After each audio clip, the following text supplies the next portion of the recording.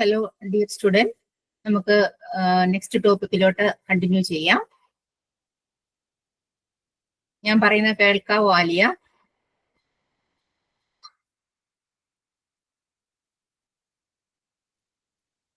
Yes, okay. അപ്പൊ നമ്മൾ next unit 7 ആണ്, security issues in cloud computing. Cloud കമ്പ്യൂട്ടിങ്ങിലെ സെക്യൂരിറ്റി ഇഷ്യൂസ് എന്തൊക്കെയാണ്, ഏതൊക്കെ തരത്തിലുള്ള സെക്യൂരിറ്റികൾ വരാം. അപ്പൊ മെയിൻ ആയിട്ട് ഒരു സെക്യൂരിറ്റി എന്ന് പറയുന്നത് സൈബർ സെക്യൂരിറ്റി. നമുക്ക് എല്ലാ ക്ലൗഡ് പ്ലാറ്റ്ഫോമിലും അല്ലെ ക്ലൗഡ് കമ്പ്യൂട്ടിംഗ് സിസ്റ്റങ്ങളിലും സൈബർ സെക്യൂരിറ്റി ഡെഡിക്കേറ്റഡ് ആണ്, നമുക്കറിയാം അല്ലെ.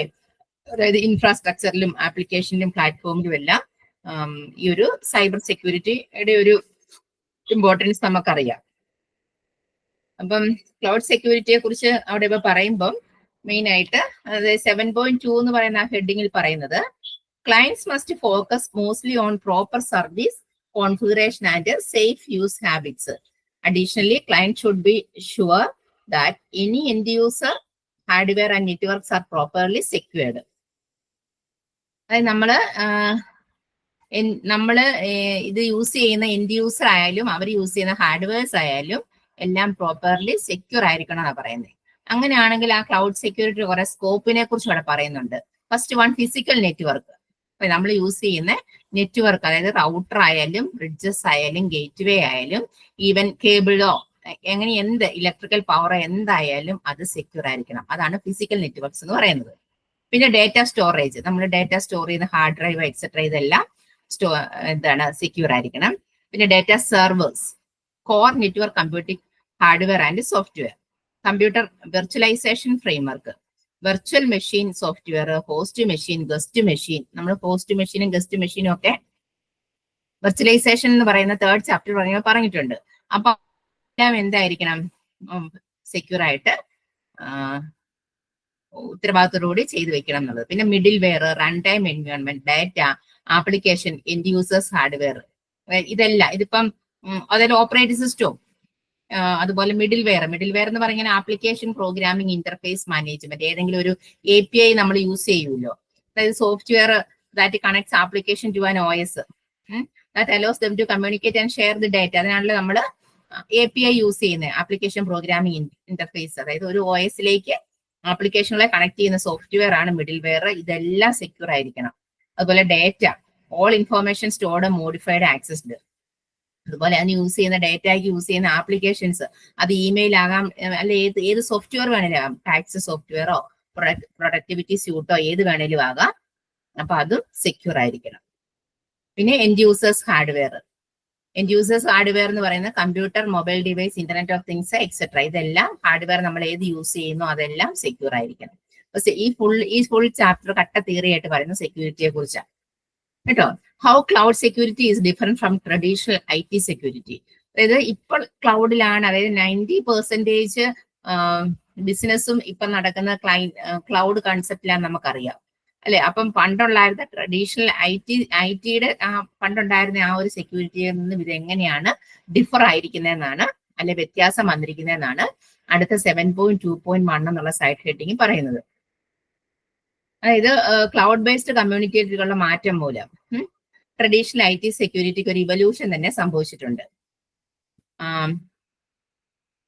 First one, data storage. The biggest distinction is that older models of IT relied heavily upon on-site data storage. അതായത് ITയുടെ ഓൾഡർ മോഡൽസ് ഓൺ-സൈറ്റ് ഡാറ്റ സ്റ്റോറേജിനായിരുന്നു ഡിപ്പെൻഡ് ചെയ്തുകൊണ്ടിരുന്നത്. പക്ഷെ organisation have long found that building all IT frameworks in house for detailed custom security controls is costly and rigid. Cloud-based frameworks have helped offload cost of system development and upkeep, but also remove some control from users. അതായത് ഇന്നിപ്പോഴത്തെ ഇതെല്ലാം ക്ലൗഡിൽ store ചെയ്യുന്നതുകൊണ്ട് data storage traditional IT സ്റ്റോറേജിനെക്കാളും differ ആയി പോയി. പക്ഷെ എന്നിരുന്നാലും യൂസേഴ്സിന് ഒരു കൺട്രോൾ അവർ കൊടുക്കുന്നുണ്ട്, അല്ലെ പിന്നെ അത് സെക്യൂർ അല്ലാതെ വരുമല്ലോ. പിന്നെ സ്കെയിലിംഗ് സ്പീഡ് എന്ന് പറഞ്ഞാൽ cloud security demands unique attention while scaling organisation. അതായത് സ്കെയിൽ ചെയ്യുന്നതിന് നമ്മൾ ഇന്നലെ സ്കെയിലിംഗ് എന്നാന്ന് പഠിച്ചു അല്ലേ. ഈ സ്കെയിൽ ചെയ്യുന്നതിന് ഒരു ഡിമാൻഡ്, അതായത് ഒരു യുണീക്ക് ആയിട്ട് അറ്റൻഷൻ കൊടുക്കണം, ശ്രദ്ധ നമുക്ക് ആവശ്യമാണ് ക്ലൗഡ് സെക്യൂരിറ്റി സ്കെയിൽ ചെയ്യുന്നതിന്. Cloud centric infrastructure and apps are very model and to mobilize. അതായത് ക്ലൗഡിന്റെ ഇൻഫ്രാസ്ട്രക്ചറോ അല്ലെ ആപ്പുകളോ എല്ലാം നമ്മൾ എപ്പോഴും അത് മൊബിലൈസ് ചെയ്തുകൊണ്ടിരിക്കണം എന്നുള്ളത്. പിന്നെ എൻഡ് യൂസർ സിസ്റ്റം ഇന്റർഫേസ് എന്ന് പറഞ്ഞാല് ക്ലൗഡ് സിസ്റ്റംസ് ഓൾസോ ഇന്റർഫേസ് വിത്ത് many other system. Cloud system പല ഇന്റർഫേസുകളായിട്ടും സർവീസസുകളായിട്ടും കണക്ട് ചെയ്ത് വെച്ചിരിക്കുവാണല്ലോ. അപ്പൊ അതെല്ലാം സെക്യൂർ ആയിരിക്കണം. Access permissions must be maintained from end user devices, device level, software level and even network level. അതായത് access permission ഒക്കെ നമ്മൾ കൊടുക്കണം എന്നുള്ളത്. അതായത് ആക്സസ് പെർമിഷൻ നമ്മൾ ഇനി മൊത്തം പറയാൻ പോകുന്നത് അതിനെക്കുറിച്ചാണ്. യൂസർ നെയിമും പാസ്വേഡും കൊടുത്ത് ഓതന്റിക്കേഷനും ഓതറൈസേഷനും ഒക്കെ ചെയ്യണം എന്നുള്ള പ്രോസസ്സിനെ കുറിച്ചാണ് ഇനി പറയാൻ പോകുന്നത്. പിന്നെ proximity of other network data and systems. അതായത് since cloud systems are persistent connection between cloud providers and all other users, this substantially network to compress even provider themselves. അതായത് ക്ലൗഡ് സിസ്റ്റങ്ങള് ക്ലൗഡ് പ്രൊവൈഡേഴ്സിന്റെയും അവരുടെ യൂസേഴ്സിന്റെയും തമ്മിൽ സ്ഥിരമായ കണക്ഷൻ ആയതിനാല് ഈ network പ്രൊവൈഡേഴ്സിനെ പോലും കോംപ്രമൈസ് ചെയ്യാൻ നമുക്ക് പറ്റും. അപ്പൊ ഈ പോയിന്റ്സുകളൊക്കെ ഒന്ന് നോട്ട് ചെയ്ത് വെച്ചാൽ മതി. സെക്യൂരിറ്റിയെ കുറിച്ച് പറയുമ്പോൾ data storage, end users concept, hardware scale ചെയ്യുന്നത്, നെറ്റ്വർക്ക്, ഇതെല്ലാം സെക്യൂരിറ്റിയെ കുറിച്ച് മെയിൻ ഇമ്പോർട്ടന്റ് പോയിന്റ് ആണെന്നേ അവിടെ എത്രേ പറയുന്നുള്ളൂ. ഇനി ക്ലൗഡ് കമ്പ്യൂട്ടിംഗ് സെക്യൂരിറ്റി വേണം അതിന് പറയുന്നത്. ഇങ്ങനെയുള്ള ഉള്ളതുകൊണ്ട് സെക്യൂരിറ്റി വേണം എന്ന് പറയുന്നു. അതുകൊണ്ട് സെക്യൂരിറ്റിയുടെ റിക്വയർമെന്റ്സ് എന്തൊക്കെയാണെന്ന് ഇത് ഇമ്പോർട്ടന്റ് ആണ്. അതായത് 4 റിക്വയർമെന്റ്സ് ആണ് അവിടെ പറയുന്നത്. Confidentiality, integrity, availability and accountability. അങ്ങനെ 4 റിക്വയർമെന്റ്സ് പറയുന്നുണ്ട് ക്ലൗഡ് കമ്പ്യൂട്ടിംഗ് റിക്വയർമെന്റ്സ് കേട്ടോ. അത് ഇമ്പോർട്ടന്റ്. First one confidentiality. അറിയാം, നമ്മൾ എപ്പോഴും പറയുന്നത് നമ്മുടെ ഡേറ്റ ചിലപ്പോൾ നമുക്ക് കോൺഫിഡൻഷ്യൽ ഫയലുകൾ കാണും അല്ലേ. ഒരു സ്ഥാപനമായാലും അവിടെ കോൺഫിഡൻഷ്യൽ ഫയൽ കാണും. അതായത് എല്ലാ യൂസറിനെയും കാണിക്കാൻ പറ്റും. ബാങ്കിനൊക്കെയാണ് ഒരുപാട് കാണും, കോളേജുകൾക്കൊക്കെ ആണെങ്കിൽ കാണും. അപ്പൊ എന്ന് പറയുന്ന പോലെ നമുക്ക് confidentiality requires blocking unauthorised exposure of cloud computing services users information. അതായത് അൺഓതറൈസ്ഡ്, അതായത് ഓതറൈസ്ഡ് അല്ലാത്ത ആർക്കാണെങ്കിലും അതിനെ നമ്മൾ ബ്ലോക്ക് ചെയ്ത് വെക്കുക. അതാണ് കോൺഫിഡൻഷ്യാലിറ്റി കൊണ്ട് ഉദ്ദേശിക്കുന്നത്. അതായത് cloud providers charges users to guarantee confidentiality. The focus will be authentication of cloud resources. അതായത് ക്ലൗഡിന്റെ റീസോഴ്സസിനെ നമ്മൾ ഓതന്റിക്കേറ്റ് ചെയ്ത് വെക്കും. ഓതന്റിക്കേറ്റ് എന്ന് പറഞ്ഞാൽ requiring A user name and password for each user. Cloud use ചെയ്യുന്ന എല്ലാ യൂസേഴ്സിനും ഒരു ഓതന്റിക്കേഷൻ കൊടുക്കുക, അതായത് യൂസർ നെയിമും പാസ്വേഡും. പിന്നെ പറയുന്നത് is an important part of confidentiality in cloud computing. Authorised ആയിട്ടുള്ള ആൾക്കാർക്ക് മാത്രമേ കയറാൻ പറ്റുള്ളൂ എന്നാണ്. അതായത് ആ ഒരു പാരഗ്രാഫ്. കോൺഫിഡൻഷ്യാലിറ്റി മീൻസ് അൺഓതറൈസ്ഡ് ആയിട്ടുള്ളവരെ ബ്ലോക്ക് ചെയ്തുകൊണ്ട് ക്ലൗഡ് റീസോഴ്സസ് സെക്യൂർ ആയിട്ട് വെക്കുക. ഇനി യൂസറിന് വേണമെങ്കിൽ ഓതന്റിക്കേഷൻ പ്രോസസ് ചെയ്താൽ മാത്രമേ ക്ലൗഡിലോട്ട് കയറാൻ പറ്റുള്ളൂ. That is user name and password കൊടുത്തേ കയറാൻ പറ്റുള്ളൂ. അത്രയും കാര്യങ്ങൾ നോട്ട് ചെയ്ത് വെക്കുക. അവിടെയും സർവീസ് ലെവൽ എഗ്രിമെന്റ് യൂസ് ചെയ്യാന്ന് പറയുന്നത്. Cloud computing providers use service level agreement SLA method to resolve security issues for the customer. കസ്റ്റമറിന് ഇപ്പം സെക്യൂരിറ്റി ഇഷ്യൂസ് എന്തെങ്കിലും വന്നിട്ടുണ്ടെങ്കിൽ SLA സർവീസ് ലെവൽ എഗ്രിമെന്റ് വെച്ചുകൊണ്ട് വേണമെങ്കിൽ അതിനെയൊക്കെ എന്ത് ചെയ്യാം, മാനേജ് ചെയ്യാൻ പറ്റും. പിന്നെ പറഞ്ഞത് ഇന്റഗ്രിറ്റി. ഇന്റഗ്രിറ്റി എന്ന് പറഞ്ഞാല് one goal of using cloud computing system is to utilize a variety of resources. അല്ലെ, ക്ലൗഡ് കമ്പ്യൂട്ടിംഗ് നമ്മൾ യൂസ് ചെയ്യുന്നതിനെ റീസോഴ്സസ് നമുക്ക് ഇഷ്ടമുള്ള റീസോഴ്സസ് ആക്സസ് ചെയ്യാനാണ്. അപ്പം that is why cloud computing support all data and why many users stick to same cloud. അപ്പോൾ ഒരു ക്ലൗഡിൽ തന്നെ ഒരുപാട് യൂസേഴ്സ് വരുമ്പോൾ users also desire the ability to change or update existing data or add a new data to the cloud. Therefore, data access should be controlled to ensure data integrity. അതായത് എപ്പോഴും ഇങ്ങനെ users കയറി ചെയ്യുന്നുണ്ട്. കാരണം confidential ആണെങ്കിലും അവരവരുടെ ഡേറ്റയെ update ചെയ്യുകയോ എഡിറ്റ് ചെയ്യുകയോ ഡിലീറ്റ് ചെയ്യുകയാണെങ്കിലും ഡേറ്റ ആക്സസ് കൺട്രോൾ ചെയ്യണം. അതാണ് ഇന്റഗ്രിറ്റി കൊണ്ട് ഉദ്ദേശിക്കുന്നത്. ഡേറ്റ ആക്സസ് കൺട്രോൾ ചെയ്യുക, അതാണ് ദാറ്റ് ഈസ് ഇന്റഗ്രിറ്റി എന്ന് പറഞ്ഞാല്. That is thus if cloud system is compromised by a weak password, cloud data integrity will not be protected. Weak ആയിട്ടുള്ള പാസ്വേഡ് കൊടുത്താൽ അത് പ്രൊട്ടക്ഷൻ ആകത്തില്ല. To overcome this huge challenge, providers use virtualization based dynamic integrity to help clients use cloud services without interruption of providers work with the client. അതായത് അവിടെ നമുക്ക് എന്താ പറയുക, dynamic integrity കൊടുക്കണം. അതായത് അതിനാണ് നമ്മളിപ്പോ നമുക്ക് പറയാൻ പറ്റും OTP ഒക്കെ നമ്മളിപ്പോ എങ്ങോട്ട് യൂസ് ചെയ്ത് കയറിയാലും നമ്മുടെ മൊബൈൽ ഫോണിൽ നമ്മൾ യൂസർ ഐഡിയും പാസ്വേഡും കൊടുത്താൽ കയറി നമുക്ക് യൂസർ ഐഡിയും പാസ്വേഡും അറിയത്തുള്ളൂ. ഇനി നമ്മളുടെ യൂസർ ഐഡിയും പാസ്വേഡും ആരെങ്കിലും ചോർത്തിക്കൊണ്ട് പോയാലും അവരവിടെ കയറിയാലും ഒന്നാലും രജിസ്റ്റർ ചെയ്ത മൊബൈൽ നമ്പറിലോട്ടോ രജിസ്റ്റർ ചെയ്ത ഇമെയിലിലോട്ടോ OTP വരുന്ന കൺസെപ്റ്റ് ഇല്ലേ, അതാണ് പറയുന്നത്. അങ്ങനെ OTP വരുമ്പോഴത്തേനും നമുക്ക് ഈ ഒരു ചലഞ്ചസ് ഒക്കെ അവോയ്ഡ് ചെയ്യാം. ഡൈനാമിക് ഇന്റഗ്രിറ്റി കൊണ്ട് അതാ ഉദ്ദേശിച്ചത്. ഡൈനാമിക് അതായത് പെട്ടെന്ന് തന്നെ വരുന്ന OTP കൊടുത്താൽ മാത്രമേ നമുക്ക് ചിലപ്പോൾ 4 ഡിജിറ്റ് ആകാം അല്ലെ 6 ഡിജിറ്റുള്ള OTP കൊടുത്ത് മാത്രമേ നമുക്ക് കയറാൻ പറ്റത്തുള്ളൂ. അപ്പൊ അങ്ങനെ സെക്യൂരിറ്റി കൊടുക്കണം എന്നാണ് ഇന്റഗ്രിറ്റി കൊണ്ട് ഉദ്ദേശിക്കുന്നത്. Okay, then availability. Availability is the ability for the consumer to utilize system as expected. One of the significant advantage of cloud computing is the data availability. Data available ആയിരിക്കണം. അതൊരു എന്ന് വെച്ചാൽ cloud computing enhances availability through authorized entry. അതായത് authorised ആയിട്ടുള്ള entry അങ്ങനെ വരുന്ന യൂസേഴ്സിന് മാത്രമേ ഇത് അവൈലബിൾ ആക്കാൻ പറ്റത്തുള്ളൂ എന്നുള്ള ഒരു കൺസെപ്റ്റില് കൊണ്ടുവയ്ക്കണം എന്നാണ് പറയുന്നത്. Because availability is the main part of cloud computing system. Increase the use of environment will increase the possibility of lack of availability and thus could reduce the cloud computing system performance. അതായത് available അല്ല എന്നുണ്ടെങ്കിൽ, availability കൺസ്യൂമറിന് അത് maximum utilise ചെയ്യാൻ പറ്റുന്നില്ല എന്നുണ്ടെങ്കിൽ അത് cloud computing സിസ്റ്റത്തിന്റെ പെർഫോമൻസിനെ പോലും റെഡ്യൂസ് ചെയ്യുമെന്നാണ് പറയുന്നത്. അതായത് on demand resources and resource reservation, ഇത് രണ്ടും നമ്മൾ ചെയ്ത് വെക്കണം. അതായത് പേയിങ്, ഇതല്ല പൈസ കൊടുത്ത് സ്ഥലം വാങ്ങിച്ച് അങ്ങനെ നമുക്ക് നമ്മുടേതായ ഒരു പ്ലേസ് ഉണ്ട്. അങ്ങനെ നമ്മൾ ആ ഒരു ഓൺ ഡിമാൻഡിൽ പോയാൽ മാത്രമേ അവൈലബിൾ ആയിട്ടുള്ള റീസോഴ്സസ് നമുക്ക് ആക്സസ് ചെയ്യാൻ പറ്റത്തുള്ളൂ എന്നാണ് ആ പോയിന്റ് പറയുന്നത്. ഇനി ലാസ്റ്റ് വൺ പറയുന്നത് accountability. Accountability involves verifying the client's various activities in the data cloud. Accountability is achieved by verifying the information that each client supplies, that is logged in various places of information clouds. Directly connecting all activities of a client account is not always satisfactory. Neither the client nor provider takes all the responsibility for a system breakdown. Both the client and provider must maintain accountability in case of dispute occur. അതായത് ക്ലൗഡും അല്ലെ ക്ലയന്റും പ്രൊവൈഡറും നമ്മുടെ account, നമുക്ക് അതായത് നമ്മുടെ ആ ഒരു account നമ്മൾ account എന്നുള്ള ആ ഒരു കൺസെപ്റ്റ് വെരിഫൈ ചെയ്തല്ലേ കയറുന്നത്, അത് ക്ലയന്റും പ്രൊവൈഡറും എപ്പോഴും നമ്മൾ കീപ്പ് ചെയ്തിരിക്കണം. അങ്ങനെ 4 പോയിന്റ്സ് ആണ് എന്തിനെ കുറിച്ച് പറയുന്നത്, ക്ലൗഡ് കമ്പ്യൂട്ടിംഗ് സെക്യൂരിറ്റി റിക്വയർമെന്റ്സ് എന്തൊക്കെയാന്ന് പറയുന്നത്.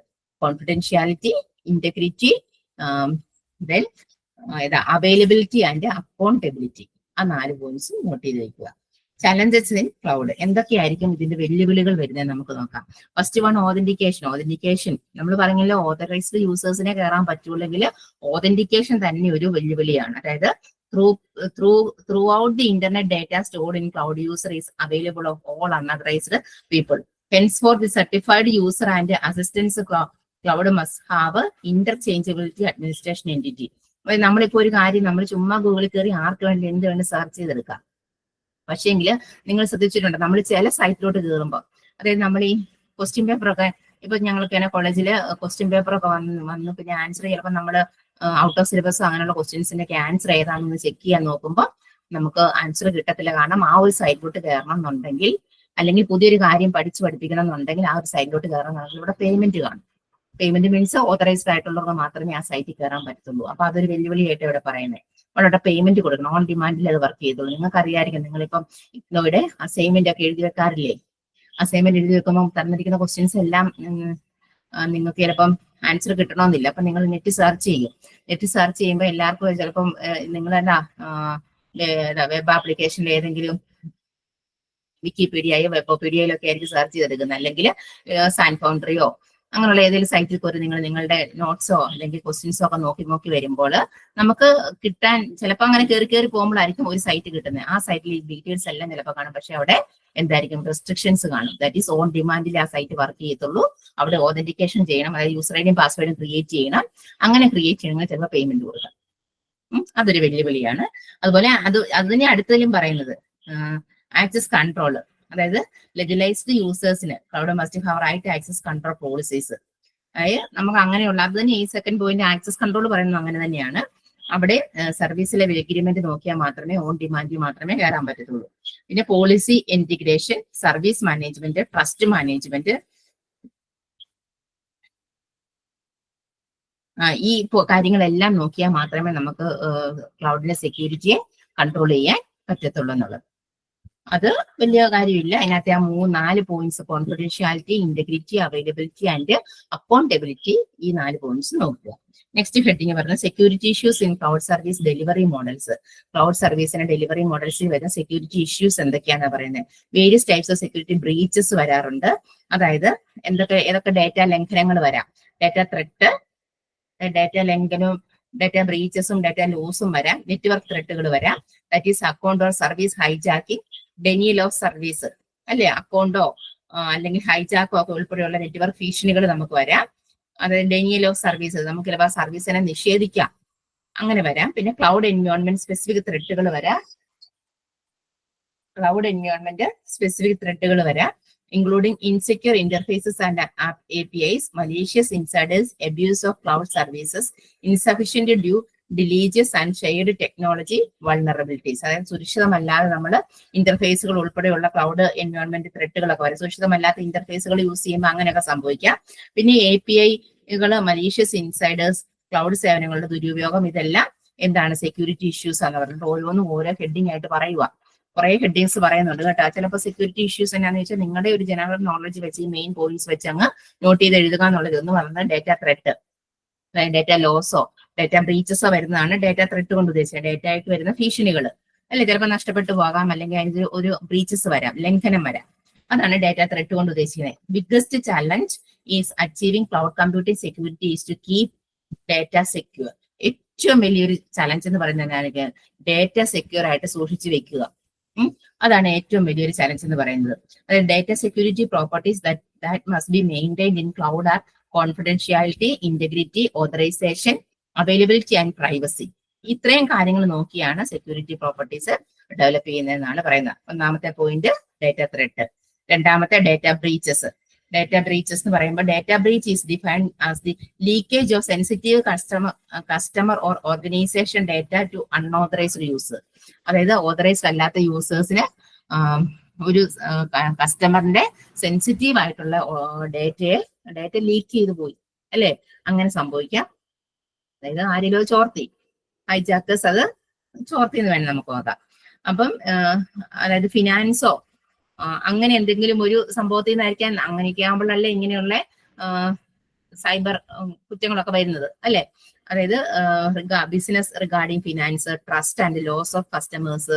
This may happen actually due to flaws in infrastructure, application designing, operation issues, insufficiency of authentication, authorization and audit controls. ഇതെങ്ങനെ സംഭവിക്കാം? ആ ഒരു ക്ലൗഡിൽ കൊടുത്തിരിക്കുന്ന ഇൻഫ്രാസ്ട്രക്ചറിന്റെ ലീക്കേജ് വരാം, അല്ലെങ്കിൽ അതിന്റെ ആപ്ലിക്കേഷൻ എങ്ങനെയാണ് ഡിസൈൻ ചെയ്ത് വെച്ചിരിക്കുന്നത്, അവിടുന്ന് ഡാറ്റ അൺഓതറൈസ്ഡ് ആയിട്ടുള്ളവർക്ക് ഹൈജാക്ക് ചെയ്ത് എടുത്തുകൊണ്ട് പോകാൻ പറ്റും. അല്ലെങ്കിൽ ഓതന്റിക്കേഷന്റെ മിസ്റ്റേക്സ് വന്നതോ അങ്ങനെ എങ്ങനെയെങ്കിലും വന്ന് ഓഡിറ്റ് കൺട്രോൾസോ എന്തെങ്കിലും വന്ന് നമുക്ക് ഡാറ്റ ലംഘനങ്ങൾ സംഭവിക്കാം. പിന്നെ ഡാറ്റ ലോസ്, അതും ഡാറ്റ ലോസ് ചെയ്യുന്നത് is related to cloud security. Like data breaches, data loss is a sensitive matter for any organization and can have a devastating effect on its business. Data loss may be occur due to malicious attackers, data deletion, data corruption, loss of data encryption key, fault in storage system or natural disasters. അല്ലെ, ഈ data loss ചെയ്യുന്ന ഒന്നാമത്തെ കാര്യം natural disaster. നമുക്ക് എന്തെങ്കിലും ദുരന്തങ്ങൾ വന്നാൽ, ഇപ്പൊ വയനാട് ദുരന്തം പോലെ ദുരന്തങ്ങൾ വന്നാല്, എന്നാലും നമ്മുടെ ക്ലൗഡിൽ കിടക്കുന്ന കാര്യങ്ങളൊക്കെ കിടക്കും. അങ്ങനെ എന്തെങ്കിലും നാച്ചുറൽ ഡിസാസ്റ്റേഴ്സ് വന്നാല്, അല്ലെങ്കിൽ നമുക്ക് ഡാറ്റ ഡിലീറ്റ് ചെയ്ത് പോകാം, മലീഷ്യസ് അറ്റാക്കേഴ്സ് കയറിയത് അറ്റാക്ക് ചെയ്യാം, അല്ലെ loss of data encryption key, അല്ലെ, നമ്മൾ ഡാറ്റയെ എൻക്രിപ്റ്റും ഡീക്രിപ്റ്റും ചെയ്ത് വെക്കും. അതായത് ക്രിപ്റ്റോഗ്രാഫിക് മെത്തേഡ് യൂസ് ചെയ്തുകൊണ്ട് എൻക്രിപ്റ്റും ഡീക്രിപ്റ്റും ചെയ്ത് നിങ്ങൾക്ക് എല്ലാവർക്കും അറിയാം. അപ്പൊ അങ്ങനെ ചെയ്യുമ്പോൾ എപ്പോഴെങ്കിലും ഡാറ്റ ലോസ് ചെയ്ത് പോകാം. അതൊരു സെക്യൂരിറ്റി ഇഷ്യൂസ് ആയിട്ടാണ് പറയുന്നത്. അതായത് നിങ്ങളിപ്പോ വാട്സപ്പ് എടുക്കുമ്പോൾ ഒരാളെ ചാറ്റ് ചെയ്യാൻ നമ്മൾ എടുത്തു വെച്ചിരിക്കുമ്പോൾ ഏറ്റവും ടോപ്പിൽ ഇങ്ങനെ എഴുതി വെച്ചിരിക്കുമല്ലേ, this data may be encrypted എന്നൊക്കെ പറഞ്ഞ് കൊടുക്കാറില്ലേ, അല്ലെ. അതായത് നമ്മൾ അയക്കുന്ന ഡാറ്റ ഒരു ക്രിപ്റ്റോഗ്രാഫിക് മെത്തേഡ് യൂസ് ചെയ്തുകൊണ്ടാണ് റിസീവേഴ്സ് ഇൻബോക്സ് ചെല്ലുന്നത്. എന്നിട്ട് റിസീവർ അത് ഓപ്പൺ ചെയ്യുമ്പോൾ സെയിം ക്രിപ്റ്റോഗ്രാഫിക് മെത്തേഡ് യൂസ് ചെയ്തുകൊണ്ട് അതിനെ ഓപ്പൺ ചെയ്യുക. അതായത് എൻക്രിപ്ഷൻ ഡീക്രിപ്ഷൻ മെത്തേഡ് ഒരു പ്രത്യേക കീ കോമ്പിനേഷനിലിട്ടാണ് അതിനെ പാസ് ചെയ്ത് പോകുന്നത്. അപ്പൊ അത് അങ്ങനെ പോകുമ്പോൾ എന്തെങ്കിലും ഫോൾട്ട് വരാം. പക്ഷെ നമ്മൾ ഓർത്ത് നോക്കി, നമ്മൾ വാട്സപ്പിൽ മെസ്സേജ് അയക്കുന്നത് ഞാനിപ്പോ സേവ് ചെയ്ത് വെച്ചിട്ട് നമ്പറിലോട്ട് അയച്ച് ആ നമ്പറിലോട്ട് മാത്രമല്ലേ പോകുന്നുള്ളൂ. അപ്പൊ അത് എത്രമാത്രം സെക്യൂർ ആയിരിക്കും അല്ലെ? പിന്നെ അങ്ങനെയാണ് ഡാറ്റ ലോസ് പറയുന്നത്. പിന്നെ SQL ഇൻജെക്ഷൻ അറ്റാക്ക് വരാം. SQL injection attacks are one of which a malicious code is inserted into a standard SQL code. SQL എന്നാ നിങ്ങൾക്കറിയാം, സ്ട്രക്ചേർഡ് ക്വറി ലാംഗ്വേജ് ആണ്. അപ്പൊ അത് യൂസ് ചെയ്ത് ഡെവലപ്പ് ചെയ്ത ഒരു പ്രോഗ്രാം ഉണ്ടെങ്കിൽ അതിനിടയിലോട്ട് ഏതെങ്കിലും ഒരു മലീഷ്യസ് കോഡ് ഇൻസേർട്ട് ചെയ്ത് വെക്കുക. ഇങ്ങനെ ഹാക്കേഴ്സ് ആരെങ്കിലും കയറിയും ഒരു വേണ്ടാത്ത ക്ഷുദ്രകാരിയായിട്ട് എന്തെങ്കിലും ഒരു കോഡ് ഇൻസേർട്ട് ചെയ്ത് വെക്കുന്നതാണ് നമ്മൾ SQL ഇൻജെക്ഷൻ അറ്റാക്ക് പറയുന്നത്. അതൊരു സെക്യൂരിറ്റി ഇഷ്യൂ ആണ്.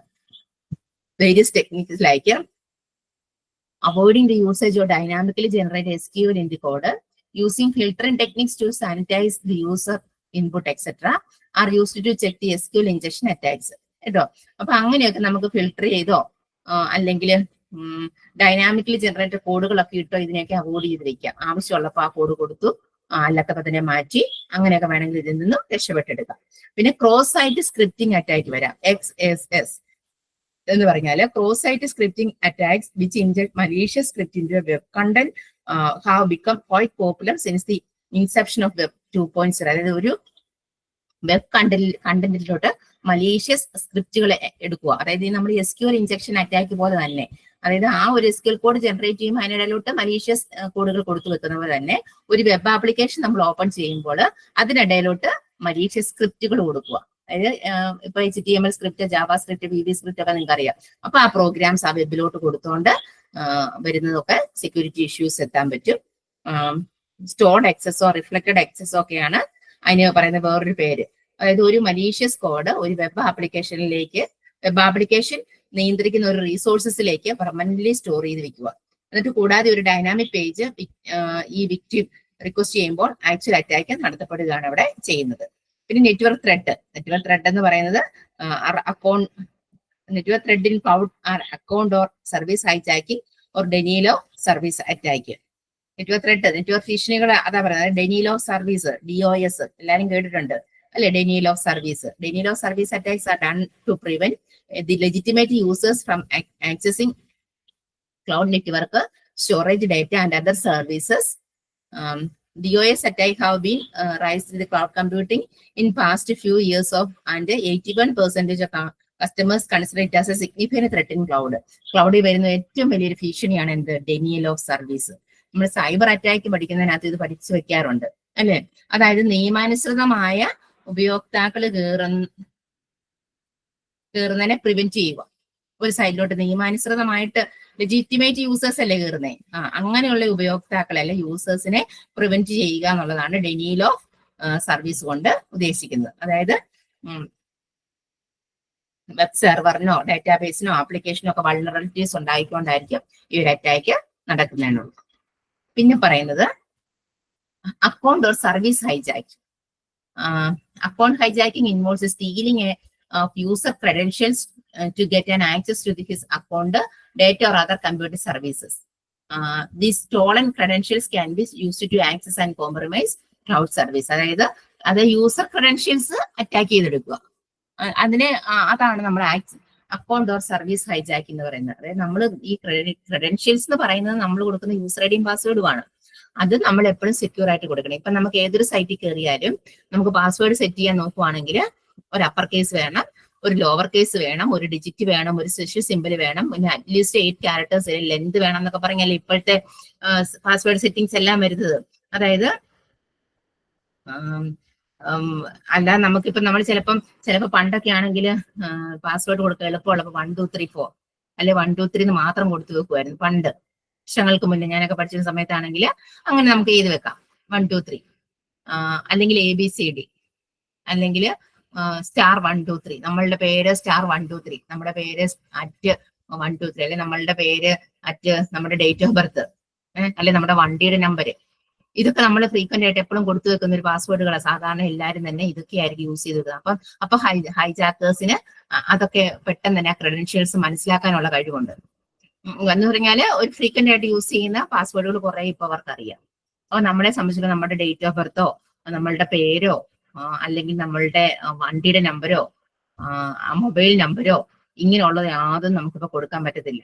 അതായത് സെക്യൂർ ആയിട്ടുള്ള ക്രെഡൻഷ്യൽസ് മാത്രമേ യൂസർ കൊടുക്കാവൂ. അതിനാ പറയുന്ന ഒരു അപ്പർ കേസും ഒരു ലോവർ കേസും പിന്നെ ഒരു ഏതെങ്കിലും ഒരു സ്പെഷ്യൽ സിമ്പലും പിന്നെ ഇത്ര ലെങ്ത് വേണം, ഒരു ഡിജിറ്റും വേണം എന്ന് പറയാം. അപ്പൊ നമ്മൾ ഓർത്ത് നോക്കിയാൽ നമ്മളത് ഏതൊക്കെ കൂട്ടി കൊടുക്കുന്ന അങ്ങനെ അങ്ങ് പെട്ടെന്ന് ഹൈജാക്കേഴ്സിന് അത് കണ്ടുപിടിക്കാൻ ബുദ്ധിമുട്ട് വരും.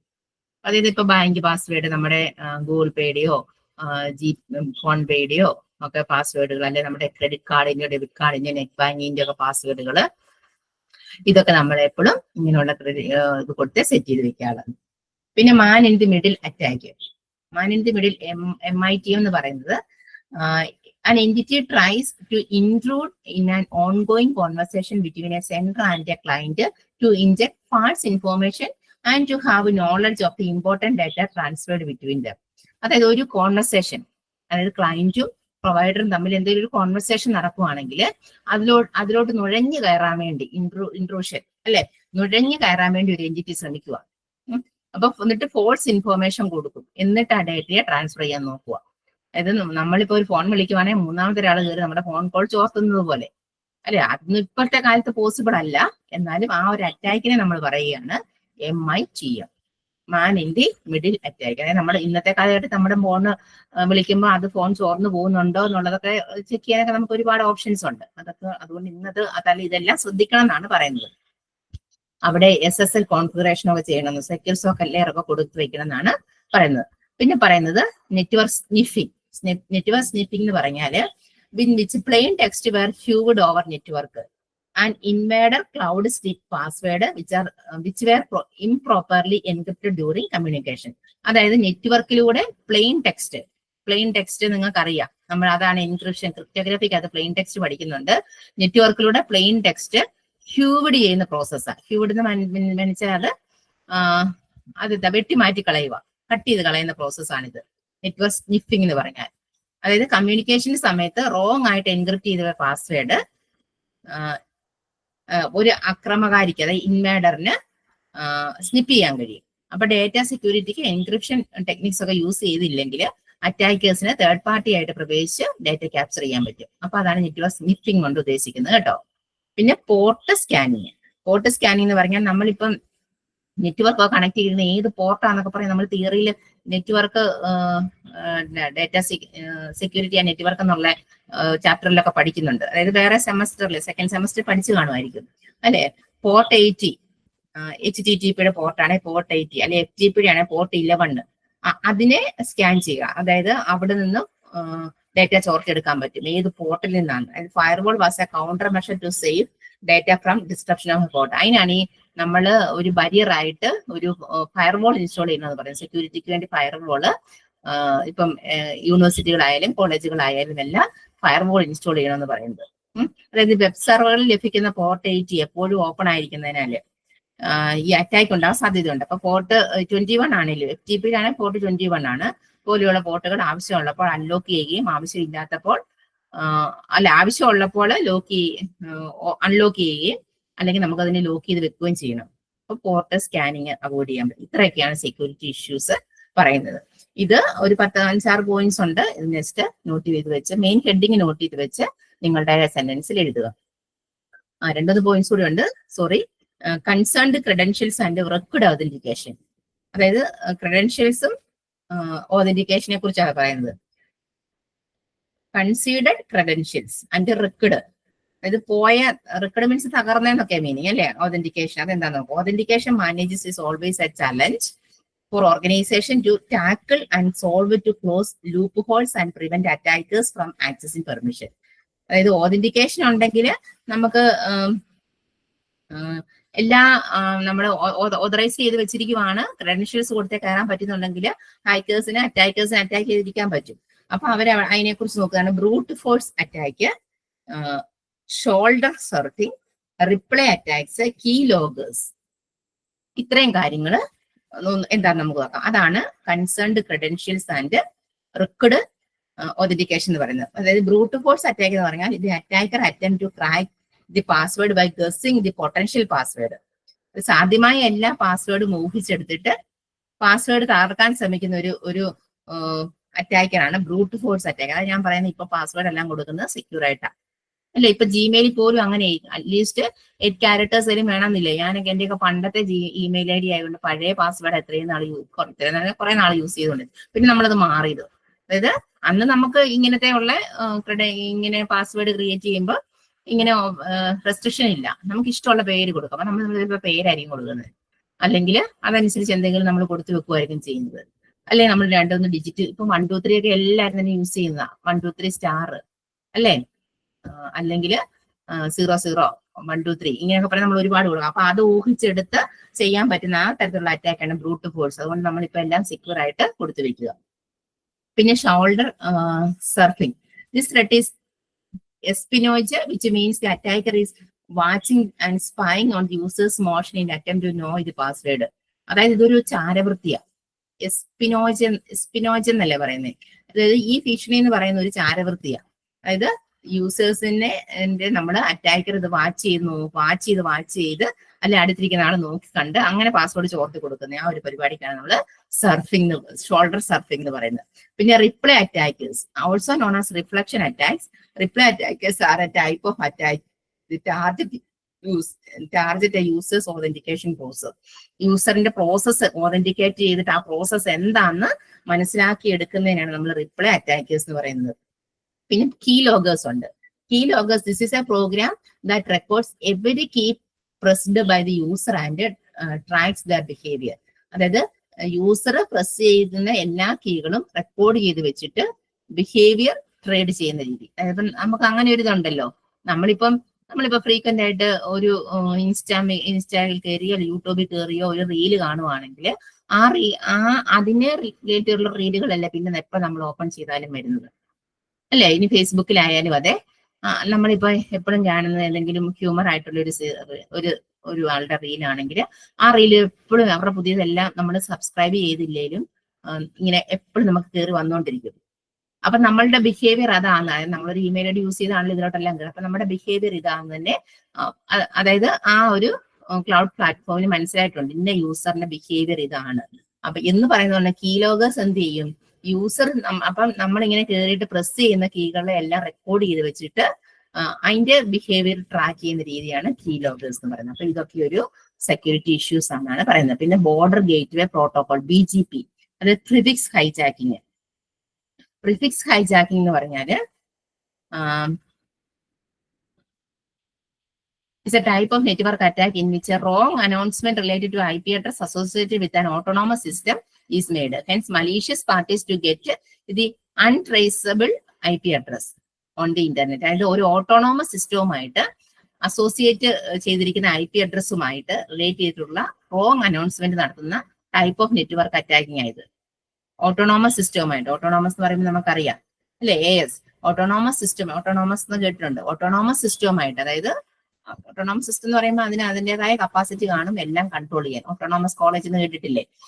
അപ്പൊ ഓട്ടോണോമസ് സിസ്റ്റവുമായിട്ട് അസോസിയേറ്റ് ചെയ്തിരിക്കുന്ന IP അഡ്രസ്സുമായിട്ട് റിലേറ്റ് ചെയ്ത് വെച്ചിരിക്കുന്ന റോങ് അനൗൺസ്മെന്റ് നടത്തുന്ന ടൈപ്പ് ഓഫ് നെറ്റ്വർക്ക് ആണ് പ്രിഫിക്സ് ഹൈജാക്കിംഗ് എന്ന് പറയുന്നത്. അതായത് മലീഷ്യസ് പാർട്ടികൾക്ക് ട്രേസ് ചെയ്യാൻ IP അഡ്രസ്, മലീഷ്യസ് പാർട്ടികളൊക്കെ എന്ത് ചെയ്യും, ട്രേസ് ചെയ്ത് ഈ IP അഡ്രസ് ഒക്കെ ആക്സസ് ലഭിക്കാൻ പറ്റും. അങ്ങനെ പോകുന്നതിനാണ് പ്രിഫിക്സ് ഹൈജാക്കിംഗ് എന്ന് ഉദ്ദേശിക്കുന്നത്. പിന്നെ പറയുന്നത് distributed denial of service attack, DDoS. DDoS is also called advanced version of DOS. DOS നമ്മൾ എന്താ പറയുക, DOSന്റെ അഡ്വാൻസ്ഡ് വേർഷൻ ആണ്. അവിടെ എന്താന്ന് ചോദിച്ചാല് ഇപ്പൊ ടാർഗറ്റ് സെർവർ കൈകാര്യം ചെയ്യാൻ കഴിയാത്ത വിധത്തില് ഡെസ്റ്റിനേഷൻ സെർവറിലേക്ക് ധാരാളം പാക്കറ്റുകളൊക്കെ നിറച്ച് സെർവറിൽ പ്രവർത്തിക്കുന്ന പ്രധാനപ്പെട്ട സർവീസ് ഡിനെ ചെയ്യുന്ന DDoSനെ അഡ്വാൻസ്ഡ് വേർഷൻ ഓഫ് DOS എന്ന് പറയാൻ പറ്റും. അതായത് ആ സർവീസിനെ അവർ നിഷേധിക്കുക. അതായത് ടാർഗറ്റ് സെർവേഴ്സ് കൈകാര്യം ചെയ്യാൻ കഴിയാത്ത വിധത്തില്, നമുക്ക് അങ്ങനെ കഴിയാത്ത വിധത്തിൽ അവിടെ ആ പാരഗ്രാഫിൽ പറയുന്നത് ഡെസ്റ്റിനേഷൻ സെർവറിലേക്ക് ധാരാളം പാക്കറ്റുകൾ നിറച്ച്, ധാരാളം പാക്കറ്റ് വെച്ച് ധാരാളം ഡേറ്റ നിറച്ച് സെർവറുകളിൽ പ്രവർത്തിപ്പിക്കുന്ന പ്രധാനപ്പെട്ട സർവീസസിനെ നിഷേധിക്കുന്ന, അതായത് ഡിനൈ ചെയ്യാൻ പറ്റുന്ന DDoSനെയാണ് distributed denial of service attack എന്ന് പറയുന്നത്. അത് സാധാരണ പറയുമ്പോൾ അതിന് രണ്ട് രീതിയിൽ പറയുന്നുണ്ട്. Basically DDoS attack in operation in 2 stages. ആ പാരഗ്രാഫിന്റെ മിഡിൽ ആയിട്ട് കിടപ്പുണ്ട്. First one being intrusion phase, second one DDoS tool install ചെയ്യുക എന്നുള്ളത്. അങ്ങനെ രണ്ട് മെത്തേഡ് വെച്ചാണ് ഈ ഒരു ഓപ്പറേഷണൽ അറ്റാക്ക് സ്റ്റേജസ് വരുന്നത്. First one is being intrusion phase. Intrusion എന്ന് വെച്ചാൽ നുഴഞ്ഞു കയറുന്നതിനാണ് ഇൻട്രൂഷൻ എന്ന് പറയുന്നത്. Where the master tries to compromise less important machines to support in flooding on more important one. അതായത് ഇമ്പോർട്ടന്റ് ഡേറ്റയെ സപ്പോർട്ട് ചെയ്യുന്നതിനായി ലെസ് ഇമ്പോർട്ടന്റ് ആയ ഡേറ്റയെ കോംപ്രമൈസ് ചെയ്യുക. അങ്ങനെ ഒരു മെത്തേഡ് DDoSൽ വർക്ക് ചെയ്യും. പിന്നെ ഉള്ളത് the next one is installing DDoS tools and attacking the victim server or machine. അതായത് DDoS ടൂൾസ് ഇൻസ്റ്റാൾ ചെയ്യുകയോ സെർവർ മെഷീനെ അറ്റാക്ക് ചെയ്യുകയാണ്. അതിനാൽ നമുക്ക് ഓതറൈസ്ഡ് യൂസേഴ്സിന് സർവീസ് അൺഅവൈലബിൾ ആകും. അങ്ങനെ വരുന്ന അറ്റാക്കുകളാണ് distributed denial of service attack എന്ന് പറയുന്നത്. അപ്പൊ ഈ രണ്ട് മോഡിഫിക്കേഷൻസും, these modifications often become costly for the user. Swarm based logic for guarding against the DDoS attack were provided. അപ്പോൾ അവിടെ നമ്മൾ പ്രോട്ടോകോൾസ് HTTP SMTP പറയുന്ന പ്രോട്ടോകോളുകളൊക്കെ യൂസ് ചെയ്തുകൊണ്ട് ഇന്ന ലെയറിൽ ഇന്ന പ്രോട്ടോകോളുകൾ വേണം എന്നുള്ള കണ്ടീഷനൊക്കെ കൊടുത്തുകൊണ്ട് വേണം അത് ചെയ്യാൻ. Another method commonly used in guard against DDoS is to have an intrusion detection system on all the physical machines which contain the user's virtual machine. അതായത് DDoSനെ പ്രതിരോധിക്കാൻ നമ്മൾ സാധാരണയായി ഉപയോഗിക്കുന്ന രീതി, യൂസേഴ്സിന്റെ വെർച്വൽ മെഷീൻ ഉൾക്കൊള്ളുന്ന എല്ലാ ഫിസിക്കൽ മെഷീനുകളും ഇൻട്രൂഷൻ ഡിറ്റക്ഷൻ മെത്തേഡ് ഉണ്ടായിരിക്കുക, നുഴഞ്ഞുകയറ്റം ഡിറ്റക്ഷൻ മെത്തേഡുകൾ ഉണ്ടായിരിക്കുക. അങ്ങനെയൊക്കെ വരുമ്പോഴാണ് നമുക്ക് ഡിസ്ട്രിബ്യൂട്ടഡ് ഡെനിയൽ ഓഫ് സർവീസ് എന്ന് പറയുന്നത്. പിന്നെ പറയുന്നത് ക്ലൗഡ് എൻവയോൺമെന്റ് സ്പെസിഫിക് ത്രെറ്റ്. ക്ലൗഡിൽ വരുന്ന സ്പെസിഫിക് എൻവയോൺമെന്റ് വരുന്ന സ്പെസിഫിക് ആയിട്ടുള്ള ത്രെട്ടുകൾ ഏതൊക്കെയാണ്? അതായത് cloud service providers are largely responsible for control in the cloud environment. Cloud environment control ചെയ്യുന്നതിന് ക്ലൗഡ് സർവീസ് പ്രൊവൈഡേഴ്സിന് നല്ല ഉത്തരവാദിത്വമുണ്ട്. Some threats are specific in cloud computing, such as cloud service provider issue, providing insecure interface, API to users, malicious cloud usage, shared technology vulnerabilities, misuse of cloud services, and inefficient diligence by companies before moving to cloud. അപ്പൊ ഇങ്ങനെയൊക്കെ ത്രെട്ടുകൾ വരാം. അതായത് ഒരു നല്ലൊരു application interface അല്ല കൊടുത്തിരിക്കുന്നെങ്കിലും, നല്ലൊരു shared technology അല്ല അവിടെ വന്നിരിക്കുന്നെങ്കിലും, ഈ മിസ്യൂസ് ചെയ്യാൻ പറ്റും. ക്ലൗഡ് സർവീസസ് മിസ്യൂസ് ചെയ്യുവാണെങ്കിലും അതെല്ലാം ക്ലൗഡ് എൻവയോൺമെന്റ് സ്പെസിഫിക് ത്രെട്ടുകളിൽ വരാൻ പറ്റും. പിന്നെ insecure interface and API. Insecure interfaces and API എന്ന് പറയുമ്പോൾ application programming interfaces is a set of protocols and standards to define communication between software and application through internet. അതായത് നമ്മൾ use ചെയ്യുന്ന interface, നമ്മളിപ്പോൾ ഒരു ആപ്ലിക്കേഷൻ യൂസ് കൊടുക്കുകയാണെങ്കിൽ ആ ഇന്റർഫേസിന്റെ infrastructure തന്നെ എന്തായിരിക്കാം, അവിടുന്ന് തന്നെ സെക്യൂരിറ്റി ലോസ് ചെയ്തുകൊണ്ട് ഡാറ്റ ലോസ് ചെയ്ത് പോകാം. അതാണ് അവിടെ പറയുന്നത്. അപ്പൊ നമ്മള് അവിടെ എടുത്തു പറഞ്ഞിരിക്കുന്നത് പ്ലാറ്റ്ഫോം ആസ് എ സർവീസും അതായത് പിന്നെ സോഫ്റ്റ്വെയർ ആസ് എ സർവീസും ഒക്കെ കറക്റ്റ് ആയിട്ട് കൊടുക്കണം. ഈ ഒരു ഇൻഫ്രാസ്ട്രക്ചർ, ഒരു ആപ്ലിക്കേഷൻ പ്രോഗ്രാമിംഗ് ഇന്റർഫേസ് ഡെവലപ്പ് ചെയ്യുമ്പോൾ അതിന് പറ്റിയ പ്ലാറ്റ്ഫോമും അതിന് പറ്റിയ സോഫ്റ്റ്വെയറും അതിന് പറ്റിയ ഇൻഫ്രാസ്ട്രക്ചറും കൊടുത്തിരിക്കണം. അതാണ് അതുകൊണ്ട് ഉദ്ദേശിക്കുന്നത്. Then malicious insiders.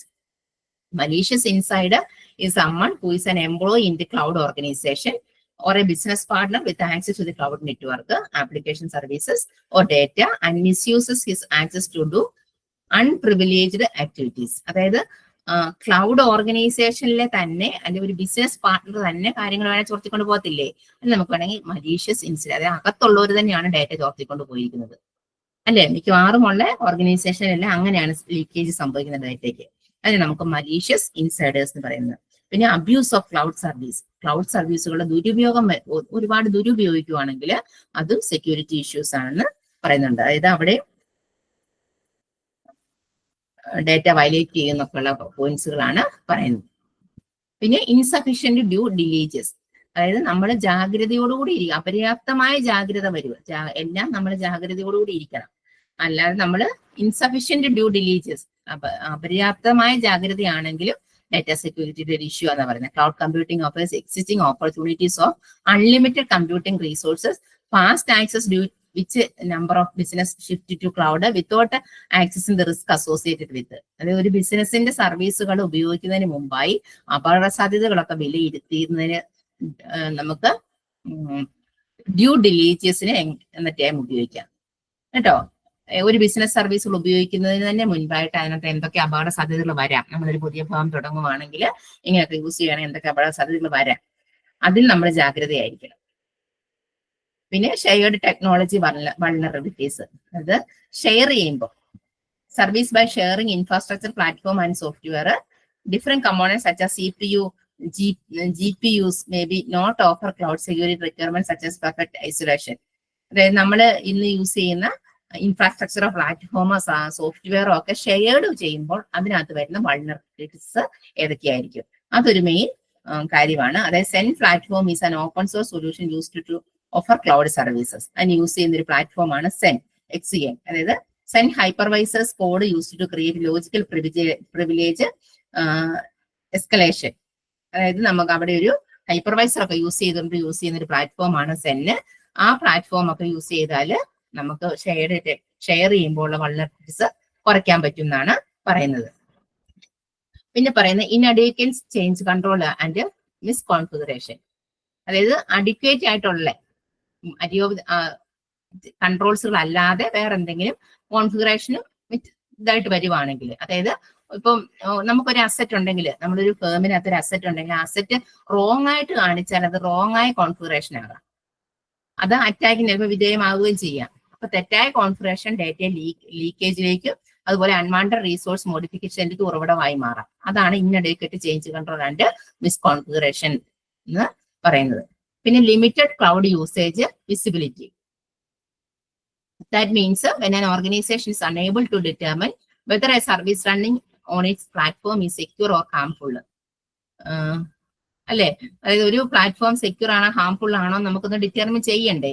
അതുപോലും ചിലപ്പോൾ unsanctioned app use and sanctioned app misuse are two common categories. അതായത് നമ്മൾ ചിലപ്പോൾ ഒരു കാര്യം കയറി ചെയ്യുമ്പോൾ അതിന്റെ ഡയറക്റ്റ് ആപ്പ് ആണോ അതോ അതിന്റെ അൺസാങ്ഷൻ ആയിട്ടുള്ള ആപ്പ് ആണോ, ഇങ്ങനെയുള്ള സംശയങ്ങളൊക്കെ വരുമ്പോഴത്തേന് എന്ത് ചെയ്യാം, ഡാറ്റ സെക്യൂരിറ്റി ക്ലൗഡിനകത്തെ നമുക്ക് നോക്കാൻ പറ്റത്തില്ല. അതായത് നമ്മൾ പറയില്ലേ, ബാങ്കിന്റെ ആപ്പ് എടുത്ത് തന്നെ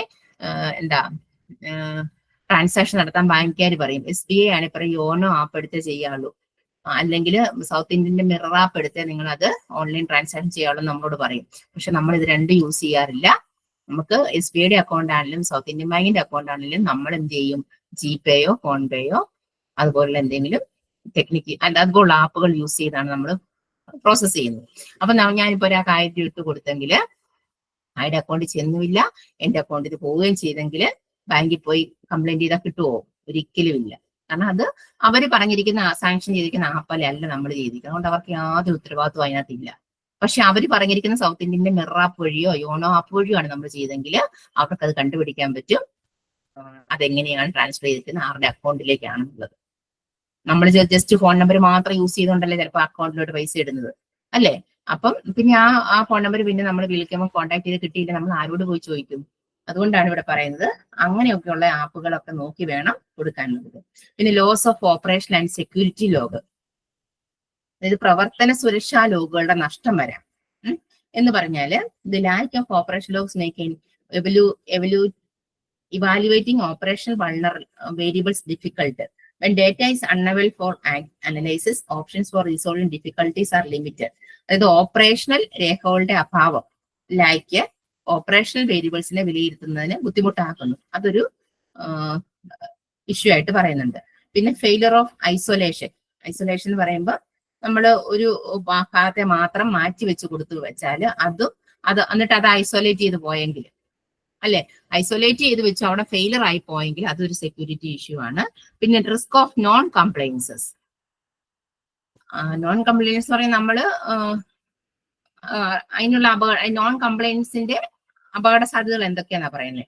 അതായത് നമ്മൾ തെറ്റായിട്ടാ ചെയ്തത്, അങ്ങനെ വരുമ്പോൾ അപകട സാധ്യതകൾ. ക്ലൗഡ് സർവീസ് പ്രൊവൈഡേഴ്സിന് റിക്വയർമെന്റ്സ് പാലിക്കുന്നുണ്ടെന്ന് ഉറപ്പാക്കാൻ കഴിയുന്നില്ലെങ്കിൽ ക്ലൗഡ് അഡ്മിനിസ്ട്രേറ്റർ തേർഡ് പാർട്ടി ഔട്ട്സോഴ്സസിലേക്ക് നൽകും. അങ്ങനെ വരുമ്പോൾ അപകട സാധ്യതകൾ കൂടും. പിന്നെ അറ്റാക്ക് അഗൈൻസ്റ്റ് ക്രിപ്റ്റോഗ്രാഫി, ഞാൻ മുമ്പേ ക്രിപ്റ്റോഗ്രാഫിയെ കുറിച്ച് പറഞ്ഞില്ലേ. അപ്പൊ ക്രിപ്റ്റോഗ്രാഫിയിൽ അറ്റാക്ക്, അതായത് സുരക്ഷിതമല്ലാത്തതോ അല്ലെങ്കിൽ ഔട്ട്ഡേറ്റ് ആയതുമായിട്ടുള്ള എൻക്രിപ്ഷൻ കാരണം ക്ലൗഡ് സർവീസസിന്റെ ക്രിപ്റ്റ് അനലൈസിന് വിധേയമാകും. അത് എൻക്രിപ്ഷൻ അങ്ങനെ ഡേറ്റ ലൂസ് ചെയ്യാം. Last one attacks through A back door channel. ചിലപ്പോൾ നമുക്ക് ബാക്ക്ഡോർ ചാനൽ അല്ലെ, ആ ഒരു കൺസെപ്റ്റ് തന്നെ എടുക്കാം. അതായത് it is A passive attack of sort. Zombies are sometimes used by attackers to carry out DDoS attack. Backdoor channels, however, are frequently used by attackers to get control of the victim resources. വിക്ടിത്തിന് ആ resources അവിടെ നമുക്ക് backdoor channel ആ ഒരു പഴുത് ഉപയോഗിച്ചുകൊണ്ട് തന്നെ data നമുക്ക് അവിടുന്ന് data lost ചെയ്ത് പോകാൻ പറ്റും. അപ്പൊ ഇത്രയും ആണ്. കുറെ സെക്യൂരിറ്റി ഇഷ്യൂസ് പറഞ്ഞിട്ടുണ്ട്, കുറെ എണ്ണം ഉണ്ട് അല്ലെ. 10-15 സെക്യൂരിറ്റി ഇഷ്യൂസ് പറഞ്ഞിട്ടുണ്ട്. 15 അല്ലെന്ന് തോന്നുന്നു. 7.3 തുടങ്ങിയത് സബ് വന്ന് 7.3.3.12 വരെ വന്നു അല്ലേ. അതായത് 7.3 തുടങ്ങിയത് 7.1 തുടങ്ങി 12 വരെ വരുമ്പം 12 സെക്യൂരിറ്റി ഇഷ്യൂസ് പറഞ്ഞിട്ടുണ്ട്. ആ 12 സെക്യൂരിറ്റി ഇഷ്യൂസിന്റെ പേര് നോക്കിയിട്ട് അതിൽ നിന്നും ഓരോ സെന്റൻസ് നോട്ട് ചെയ്ത് പഠിച്ചോണം. Next, security issues in cloud deployment model. Deployment model വരുന്ന സെക്യൂരിറ്റി ഇഷ്യൂസ്, അതായത് അത് പ്രൈവറ്റ് ക്ലൗഡിലും പബ്ലിക് ക്ലൗഡിലും ഹൈബ്രിഡ് ക്ലൗഡിലും സെക്യൂരിറ്റി ഇഷ്യൂസ് വരാമെന്നാണ് ആ പോയിന്റ് പറയുന്നത്. പ്രൈവറ്റിലും പബ്ലിക്കിലും അതുപോലെ എവിടെയാ ഹൈബ്രിഡിലും. നമ്മൾ ഇന്നലെ കഴിഞ്ഞ ക്ലാസ്സിൽ പറയുന്നത് എന്താണ് പ്രൈവറ്റ് ക്ലൗഡ്, പബ്ലിക് ക്ലൗഡ് അല്ലെങ്കിൽ ഹൈബ്രിഡ് ക്ലൗഡ് എന്താ നമ്മൾ പറഞ്ഞില്ലേ. അപ്പൊ അവിടെ വരുന്ന സെക്യൂരിറ്റി ഇഷ്യൂസിനെ കുറിച്ചാണ് അടുത്ത നോട്ടി പറയുന്നത്.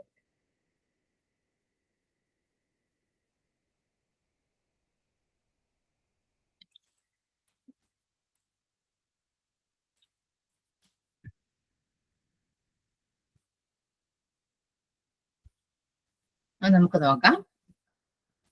Security issues in public cloud.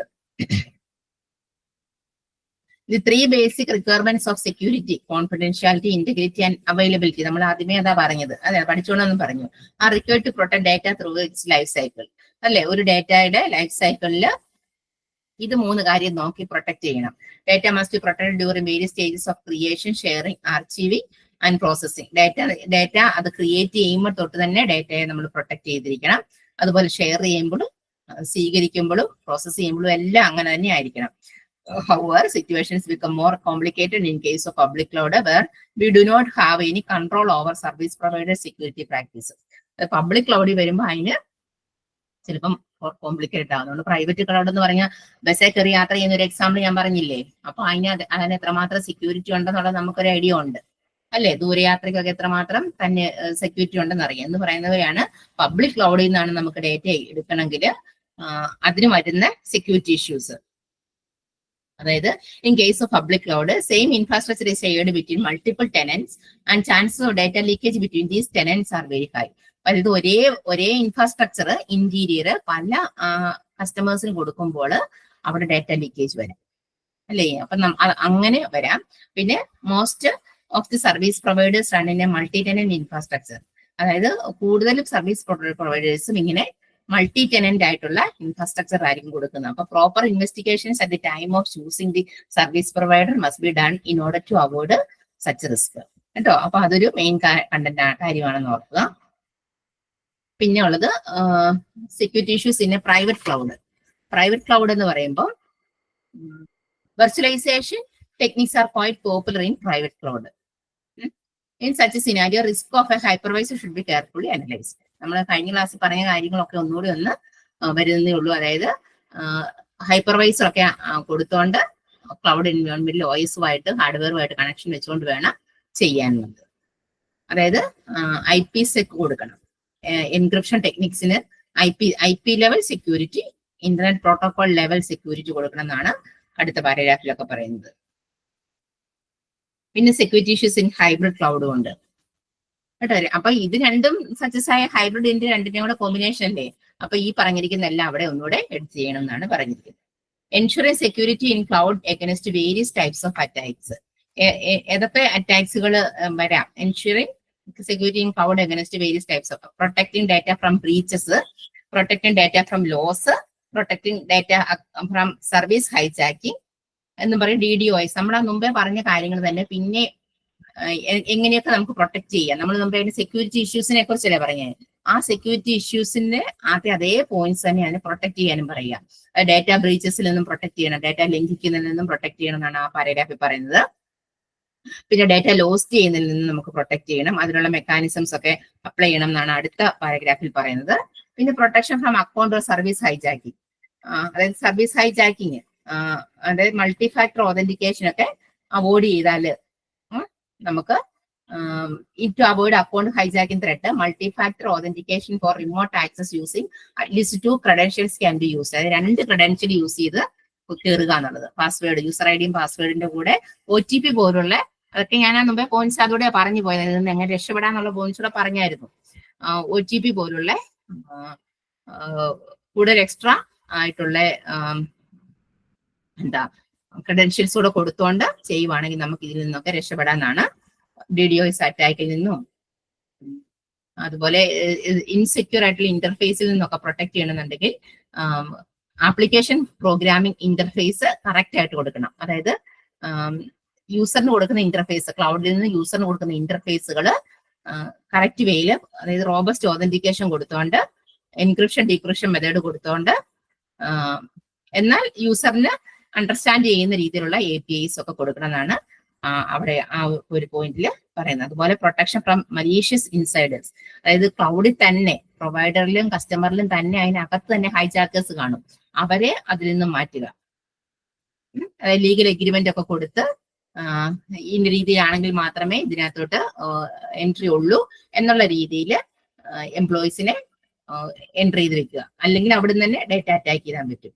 പിന്നെ protection from abuse of cloud services, cloud സർവീസസിന് ദുരുപയോഗം, അല്ലെ, അതിൽ നിന്നും പ്രൊട്ടക്ട് ചെയ്യുക. അതിന് SLA കൊടുക്കുക, സർവീസ് ലെവൽ എഗ്രിമെന്റ് കൊടുത്ത്, അങ്ങനെയുള്ള അൽഗോരിതംസ് കൊടുത്ത് വേണം അതവിടെ വർക്ക് ചെയ്യാനെന്നാണ് പറയുന്നത്. പിന്നെ protection from insufficient due diligence, protection from shared technology അതായത് ഈ ഡാറ്റ ഷെയർ ചെയ്യുന്നിടത്തും അങ്ങനെയുള്ള വൾണറബിലിറ്റീസ് വരും. അപ്പൊ അവിടെ എല്ലാം പറയുന്നത് ഹൈപ്പർവൈസർ പോലുള്ള സോഫ്റ്റ്വെയറുകൾ ഇൻസ്റ്റാൾ ചെയ്തിട്ട് വേണം ഇങ്ങനെയുള്ള കാര്യങ്ങൾ നോക്കാനെന്നാണ് ആ പോയിന്റിലെല്ലാം പറഞ്ഞു വരുന്നത്. അതായത് ഇതിൽ ഞാനിപ്പോ പറഞ്ഞ ആ പോയിന്റ്സുകളില്ലേ, അതായത് ഈ സെക്യൂരിറ്റി ഇഷ്യൂസ് എന്തൊക്കെയാണോ അത് തന്നെയാണ് അതേ പ്രൊട്ടക്ട് ചെയ്യാൻ യൂസ് ചെയ്യുന്നത്. അതൊക്കെ കൂടുതൽ അപ്ഡേഷൻ ആയിട്ട് കൊടുക്കുക എന്നുള്ളതാണ് ആ പോയിന്റിൽ വരുന്നത്.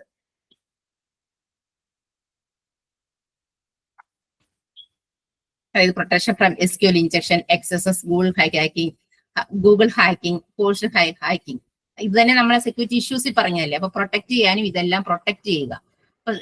അപ്പൊ നമ്മൾ ഒരു ഹെഡിങ് പഠിച്ചു വെച്ചാൽ മതി, അത് സെക്യൂരിറ്റി ഇഷ്യൂ ആണ്, അതിന് പ്രൊട്ടക്ട് ചെയ്യുന്നതിന് ആ ഹെഡിങ് വെച്ചുകൊണ്ട് അതിൻ്റെതായ രീതിയിൽ അതിനെ റീറൈറ്റ് ചെയ്ത് നിങ്ങളുടേതായ ലാംഗ്വേജിൽ എഴുതുക.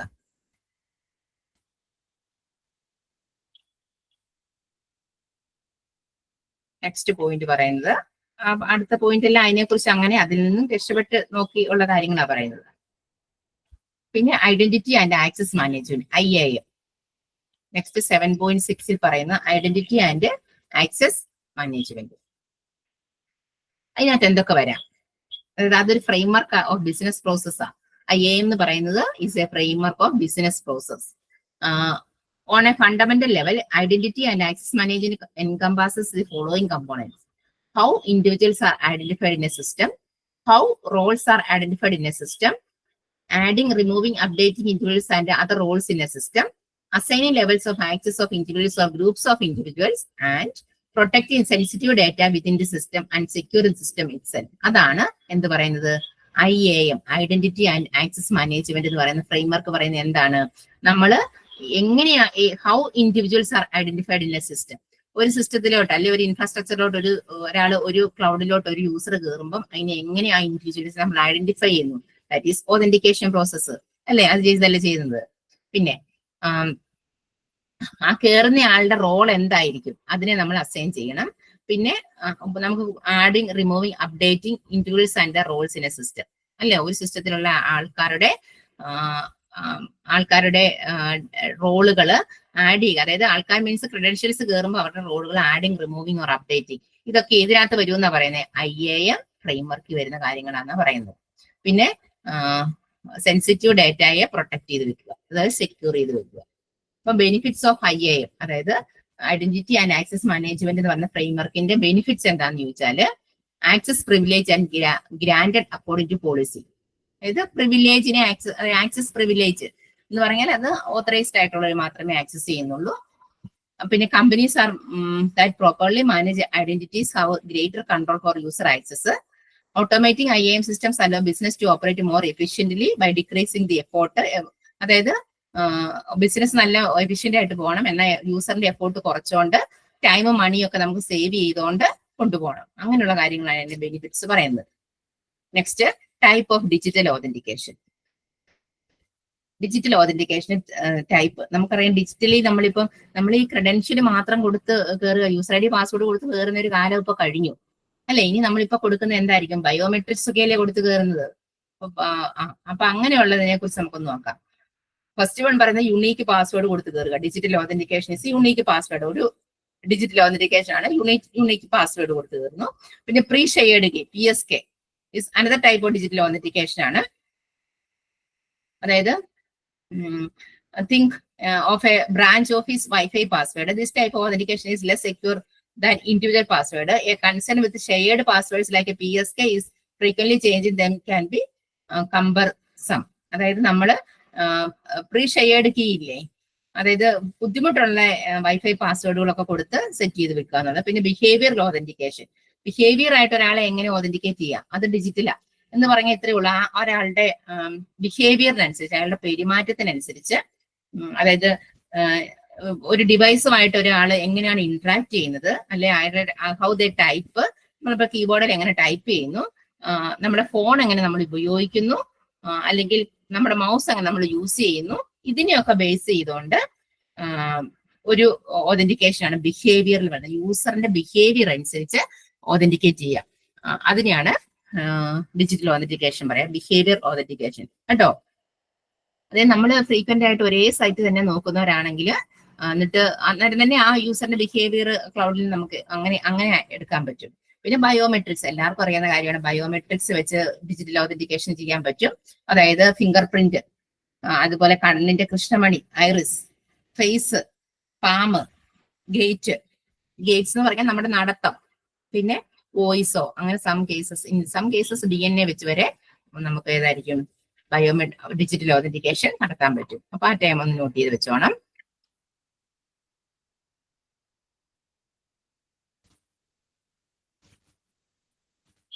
പിന്നെ പറയുന്ന ചാലഞ്ചസ് ഇൻ IAM. ഈ IAM ചാലഞ്ചസ് എന്താണ്? അതായത് ഒന്ന് പറയുന്നത് SSO, single sign on. Single sign on എന്ന് പറയുന്നത് ഇത്രയേ ഉള്ളൂ. ഐഡന്റിഫൈ ചെയ്യുന്ന മെത്തേഡാ. സെറ്റ് ഓഫ് ക്രെഡൻഷ്യൽസ് ഉപയോഗിച്ച് ഒന്നിലധികം ആപ്ലിക്കേഷനിലേക്ക് വെബ്സൈറ്റിലേക്ക് ലോഗിൻ ചെയ്യാൻ യൂസറിനെ എനേബിൾ ആക്കുന്ന മെത്തേഡ്. ഒരു സെറ്റ് ക്രെഡൻഷ്യൽ ഉപയോഗിച്ചുകൊണ്ട് പല വെബ് ആപ്ലിക്കേഷനിലോട്ട് ലോഗിൻ ചെയ്യാൻ പറ്റുന്ന ആ ഒരു മെത്തേഡ് എന്താണ്? IAMന്റെ ഒരു ചലഞ്ചാണ് കേട്ടോ. പക്ഷെ നമ്മള് ഇപ്പം ഞാൻ ഗൂഗിൾ പേക്ക് ഒരു പാസ്വേഡ് സെറ്റ് ചെയ്തു, ക്രെഡിറ്റ് കാർഡിന് വേറൊരു പാസ്വേഡ് സെറ്റ് ചെയ്തു, ഡെബിറ്റ് കാർഡിന് വേറൊരു പാസ്വേഡ് സെറ്റ് ചെയ്തു. നമ്മൾ അങ്ങനെ ചെയ്യുന്നത്, ഒരേ പാസ്വേഡ് കൊടുക്കരുതെന്ന് പറയും. പക്ഷെ ഈ IAMന്റെ ഒരു ചലഞ്ച് എന്ന് പറഞ്ഞാല് SSO എന്ന് പറയുന്നത് single sign on. Single sign എന്ന് പറയുന്നത് നമുക്കറിയാം, പല വെബ്സൈറ്റിലേക്ക് ഒരു ക്രെഡൻഷ്യൽ യൂസ് ചെയ്തുകൊണ്ട്, ഒരു സെറ്റ് ക്രെഡൻഷ്യൽ യൂസ് ചെയ്തുകൊണ്ട് ലോഗിൻ ചെയ്യുക എന്നുള്ളത് IAMന്റെ ഒരു ചലഞ്ചാണ്. പിന്നെ ഇഫക്റ്റീവ് പെർമിഷൻ. ഇഫക്റ്റീവ് പെർമിഷൻ എന്ന് പറഞ്ഞാൽ ഒരു ഗ്രൂപ്പിനോ ഒരു യൂസറിനോ ഒരു റീസോഴ്സിലുള്ള ആക്ച്വൽ ആക്സസ് റൈറ്റ്സ് ആണെന്ന് ആക്ച്വൽ ആക്സസ് റൈറ്റ്സ് ആണ് എഫക്റ്റീവ് പെർമിഷൻ കൊടുക്കുന്നത്. ഒരു യൂസറിനോ ഒരു ഗ്രൂപ്പിനോ ഒരു റീസോഴ്സസിനോ എഫക്റ്റീവ് പെർമിഷൻ കൊടുക്കാം. പിന്നെ മൾട്ടി ക്ലൗഡ് എന്ന് പറയുമ്പോൾ മൾട്ടിപ്പിൾ ക്ലൗഡ് പ്രൊവൈഡേഴ്സിന് to run an application. Multiple cloud providers ഒരു ആപ്ലിക്കേഷൻ റൺ ചെയ്യുക. ക്യാൻ ബി കോമ്പിനേഷൻ ഓഫ് പബ്ലിക്കോ പ്രൈവറ്റോ ആകാം. അതാണ് മൾട്ടി ക്ലൗഡ് കൊണ്ട് ഉദ്ദേശിക്കുന്നത്. That is hybrid cloud. അപ്പൊ അത്രയും ചലഞ്ചസ് 3 ഉണ്ടെന്ന് നോട്ട് ചെയ്യുക. പിന്നെ IAM സെക്യൂരിറ്റി എന്തൊക്കെയാണെന്ന് ചോദിച്ചാൽ some important aspect as follows. അതായത് ഡോണ്ട് യൂസ് റൂട്ട് അക്കൗണ്ട് എന്ന് പറഞ്ഞാൽ റൂട്ട് അക്കൗണ്ടുകൾ യൂസ് ചെയ്യരുത്. ഇൻഡിവിജ്വൽ IAM യൂസേഴ്സിന് പെർമിഷനോടുകൂടി മാത്രം ക്രിയേറ്റ് ചെയ്യുക. അതായത് റൂട്ട് അക്കൗണ്ടുകൾ ആരും ക്രിയേറ്റ് ചെയ്യാതെ ഇൻഡിവിജ്വൽ ആയിട്ട് IAM യൂസേഴ്സിന് പെർമിഷനോടുകൂടി മാത്രം ക്രിയേറ്റ് ചെയ്യുക.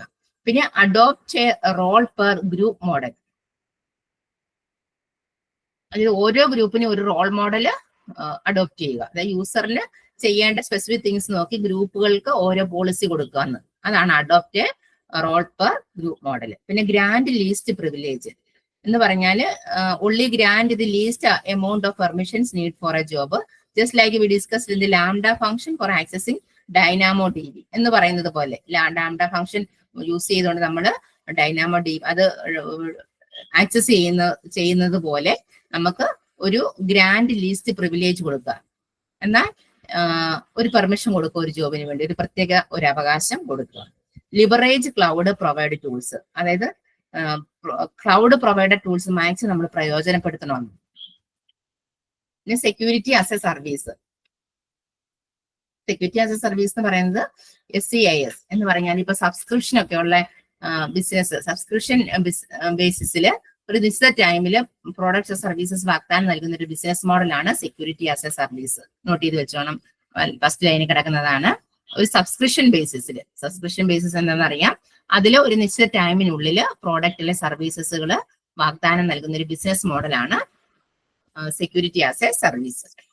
പിന്നെ മൾട്ടി ക്ലൗഡ് കമ്പ്യൂട്ടിംഗ് നമ്മളെന്ന് പറയുന്നുമ്പോ മൾട്ടി ക്ലൗഡ് പറഞ്ഞത് നെറ്റ്ഫ്ലിക്സും സ്പോട്ടിഫൈയും ഒക്കെ മൾട്ടി ക്ലൗഡ് കമ്പ്യൂട്ടിങ്ങിന് എക്സാമ്പിളാണ്. അതായത് നമ്മൾ പബ്ലിക് ക്ലൗഡ് പ്രൈവറ്റ് ക്ലൗഡിന്റെ കൂടെ കോമ്പിനേഷൻ ആയിരിക്കും മൾട്ടി ക്ലൗഡ് കമ്പ്യൂട്ടിംഗ് ഉദ്ദേശിക്കുന്നത്. അതിന്റെ ബെനിഫിറ്റ്സ് എന്ന് പറയുന്നത് സെക്യൂരിറ്റിയും കോസ്റ്റ് സേവിങ്സും റിഡൻഡന്റ് ആർക്കിടെക്ചറും ഫാസ്റ്റ് ആൻഡ് ലോ ലാറ്റൻസി ഇൻഫ്രാസ്ട്രക്ചറും അവയുടെ ലോക്ക് സൈൻ വെണ്ടറും സിംഗിൾ വെണ്ടറും ഒക്കെ ആയിരിക്കും ഇതിന്റെ ഒരു അഡ്വാൻറ്റേജ് എന്ന് പറയുന്നത്. അപ്പൊ ഇത്രയും കാര്യങ്ങൾ ഇതിനകത്ത് നിങ്ങൾ മെയിൻ ആയിട്ട് പഠിക്കേണ്ടത് ഇത്രയേ ഉള്ളൂ. Security issues in cloud computing, എന്തൊക്കെയാണ് ഇഷ്യൂസ്, അതിനെങ്ങനെ സോൾവ് ചെയ്യുക. അപ്പൊ ഇഷ്യൂസ് അറിയാമെങ്കിൽ അതിനെല്ലാം നിരത്തിക്കൊണ്ട് പോകാനുള്ള സെന്റൻസ് കൂടെ, അതായത് ഇന്ന ഉണ്ടെങ്കിൽ ഇപ്പൊ ആ അറ്റാക്ക് അവോയ്ഡ് ചെയ്യുക, അപ്പം ക്രെഡൻഷ്യൽസ് അതനുസരിച്ച് കൊടുക്കുക എന്നുള്ള രീതിയിൽ നോട്ട് ചെയ്ത് പ്രിപ്പയർ ചെയ്ത് വെച്ചോണം. ഓക്കെ, 7th ചാപ്റ്റർ കഴിഞ്ഞിട്ടുണ്ട്. ഇതിനകത്ത് previous question paper security issues മാത്രമേ ഞാൻ കണ്ടിട്ടുള്ളൂ. ഇതിനകത്ത് പ്രീവിയസ് ഇയർ ക്വസ്റ്റ്യൻ പേപ്പറിൽ ക്വസ്റ്റ്യൻ നോക്കിയപ്പം കേട്ടോ. അപ്പൊ ഈ ഒരു ചാപ്റ്ററിനെ സംബന്ധിച്ച് അങ്ങനെ ഒരു 15 മാർക്കിന് എഴുതാവുന്നത് പോലെ ക്ലൗഡ് കമ്പ്യൂട്ടിംഗ് സെക്യൂരിറ്റി ഇഷ്യൂസും അല്ലെങ്കിൽ ബ്രീച്ചസും അതിന്റെ അങ്ങനെയുള്ള അറ്റാക്കുകളെ കുറിച്ചും അതെങ്ങനെ സോൾവ് ചെയ്യാന്നുള്ളത് ഒരു ബ്രീഫ് ഇൻട്രൊഡക്ഷൻ പഠിച്ചു വെക്കുക. നെക്സ്റ്റ് നമുക്ക് ചാപ്റ്റർ 8 കയറാം. ചാപ്റ്റർ 8 എന്ന് പറയുന്നത് യൂണിറ്റ്, അതായത് ബ്ലോക്ക് 3 വരും. Block 3 unit 8 internet of things. Internet of things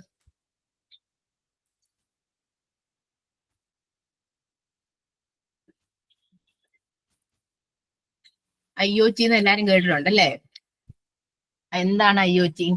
internet of things. എന്താണ് ഇന്റർനെറ്റ് ഓഫ് തിങ്സ്? ഇന്റർനെറ്റ് എന്ന് പറഞ്ഞാല് through which these devices are connected, എല്ലാ ഡിവൈസിനെയും കണക്ട് ചെയ്യുന്നത് നമുക്ക് ഇന്റർനെറ്റ് എന്ന് പറയാം. തിങ്സ് എന്ന് പറഞ്ഞാൽ ഫിസിക്കൽ ഡിവൈസ് ആകാം, ഗാഡ്ജറ്റ് ആകാം, അപ്ലയൻസസ് ആകാം. ഫസ്റ്റ് ലൈനിൽ അതിന്റെ കിടപ്പില്ലേ? Simply IoT is made up of 2 words, internet and things. Things means എന്തെങ്കിലും ഫിസിക്കൽ ഡിവൈസോ ഓർ ഗാഡ്ജറ്റ്. ഈ ഡിവൈസസിനെല്ലാം കണക്ട് ചെയ്യുന്നത് ഇന്റർനെറ്റ് യൂസ് ചെയ്തുകൊണ്ട്. ആ കൺസെപ്റ്റ് നോട്ട് ചെയ്തിരിക്കുക.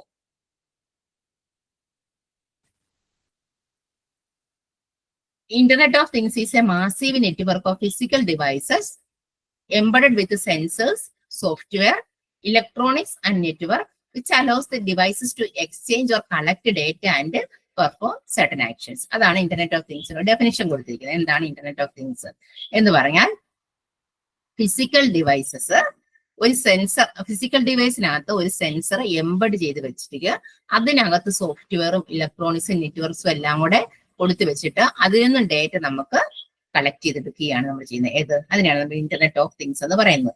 അതിനിപ്പോ പറയാൻ ഇത്രയേ ഉള്ളൂ. നമ്മളിപ്പോ ഒരു ടെക്സ്റ്റൈൽ ഷോപ്പിലോ ഒരു ജുവലറിയിലോ ഒക്കെ ചെല്ലുവാണെങ്കിൽ ഡോർ നമ്മൾ അങ്ങ് ചെല്ലുമ്പോൾ ഡോർ ഓട്ടോമാറ്റിക്കലി ഓപ്പൺ ആകും. പണ്ടെന്ന് പറഞ്ഞാൽ അങ്ങനെയല്ല, സെക്യൂരിറ്റി നിന്ന് ഡോർ ഓപ്പൺ ആക്കുക ചെയ്യുന്നത്.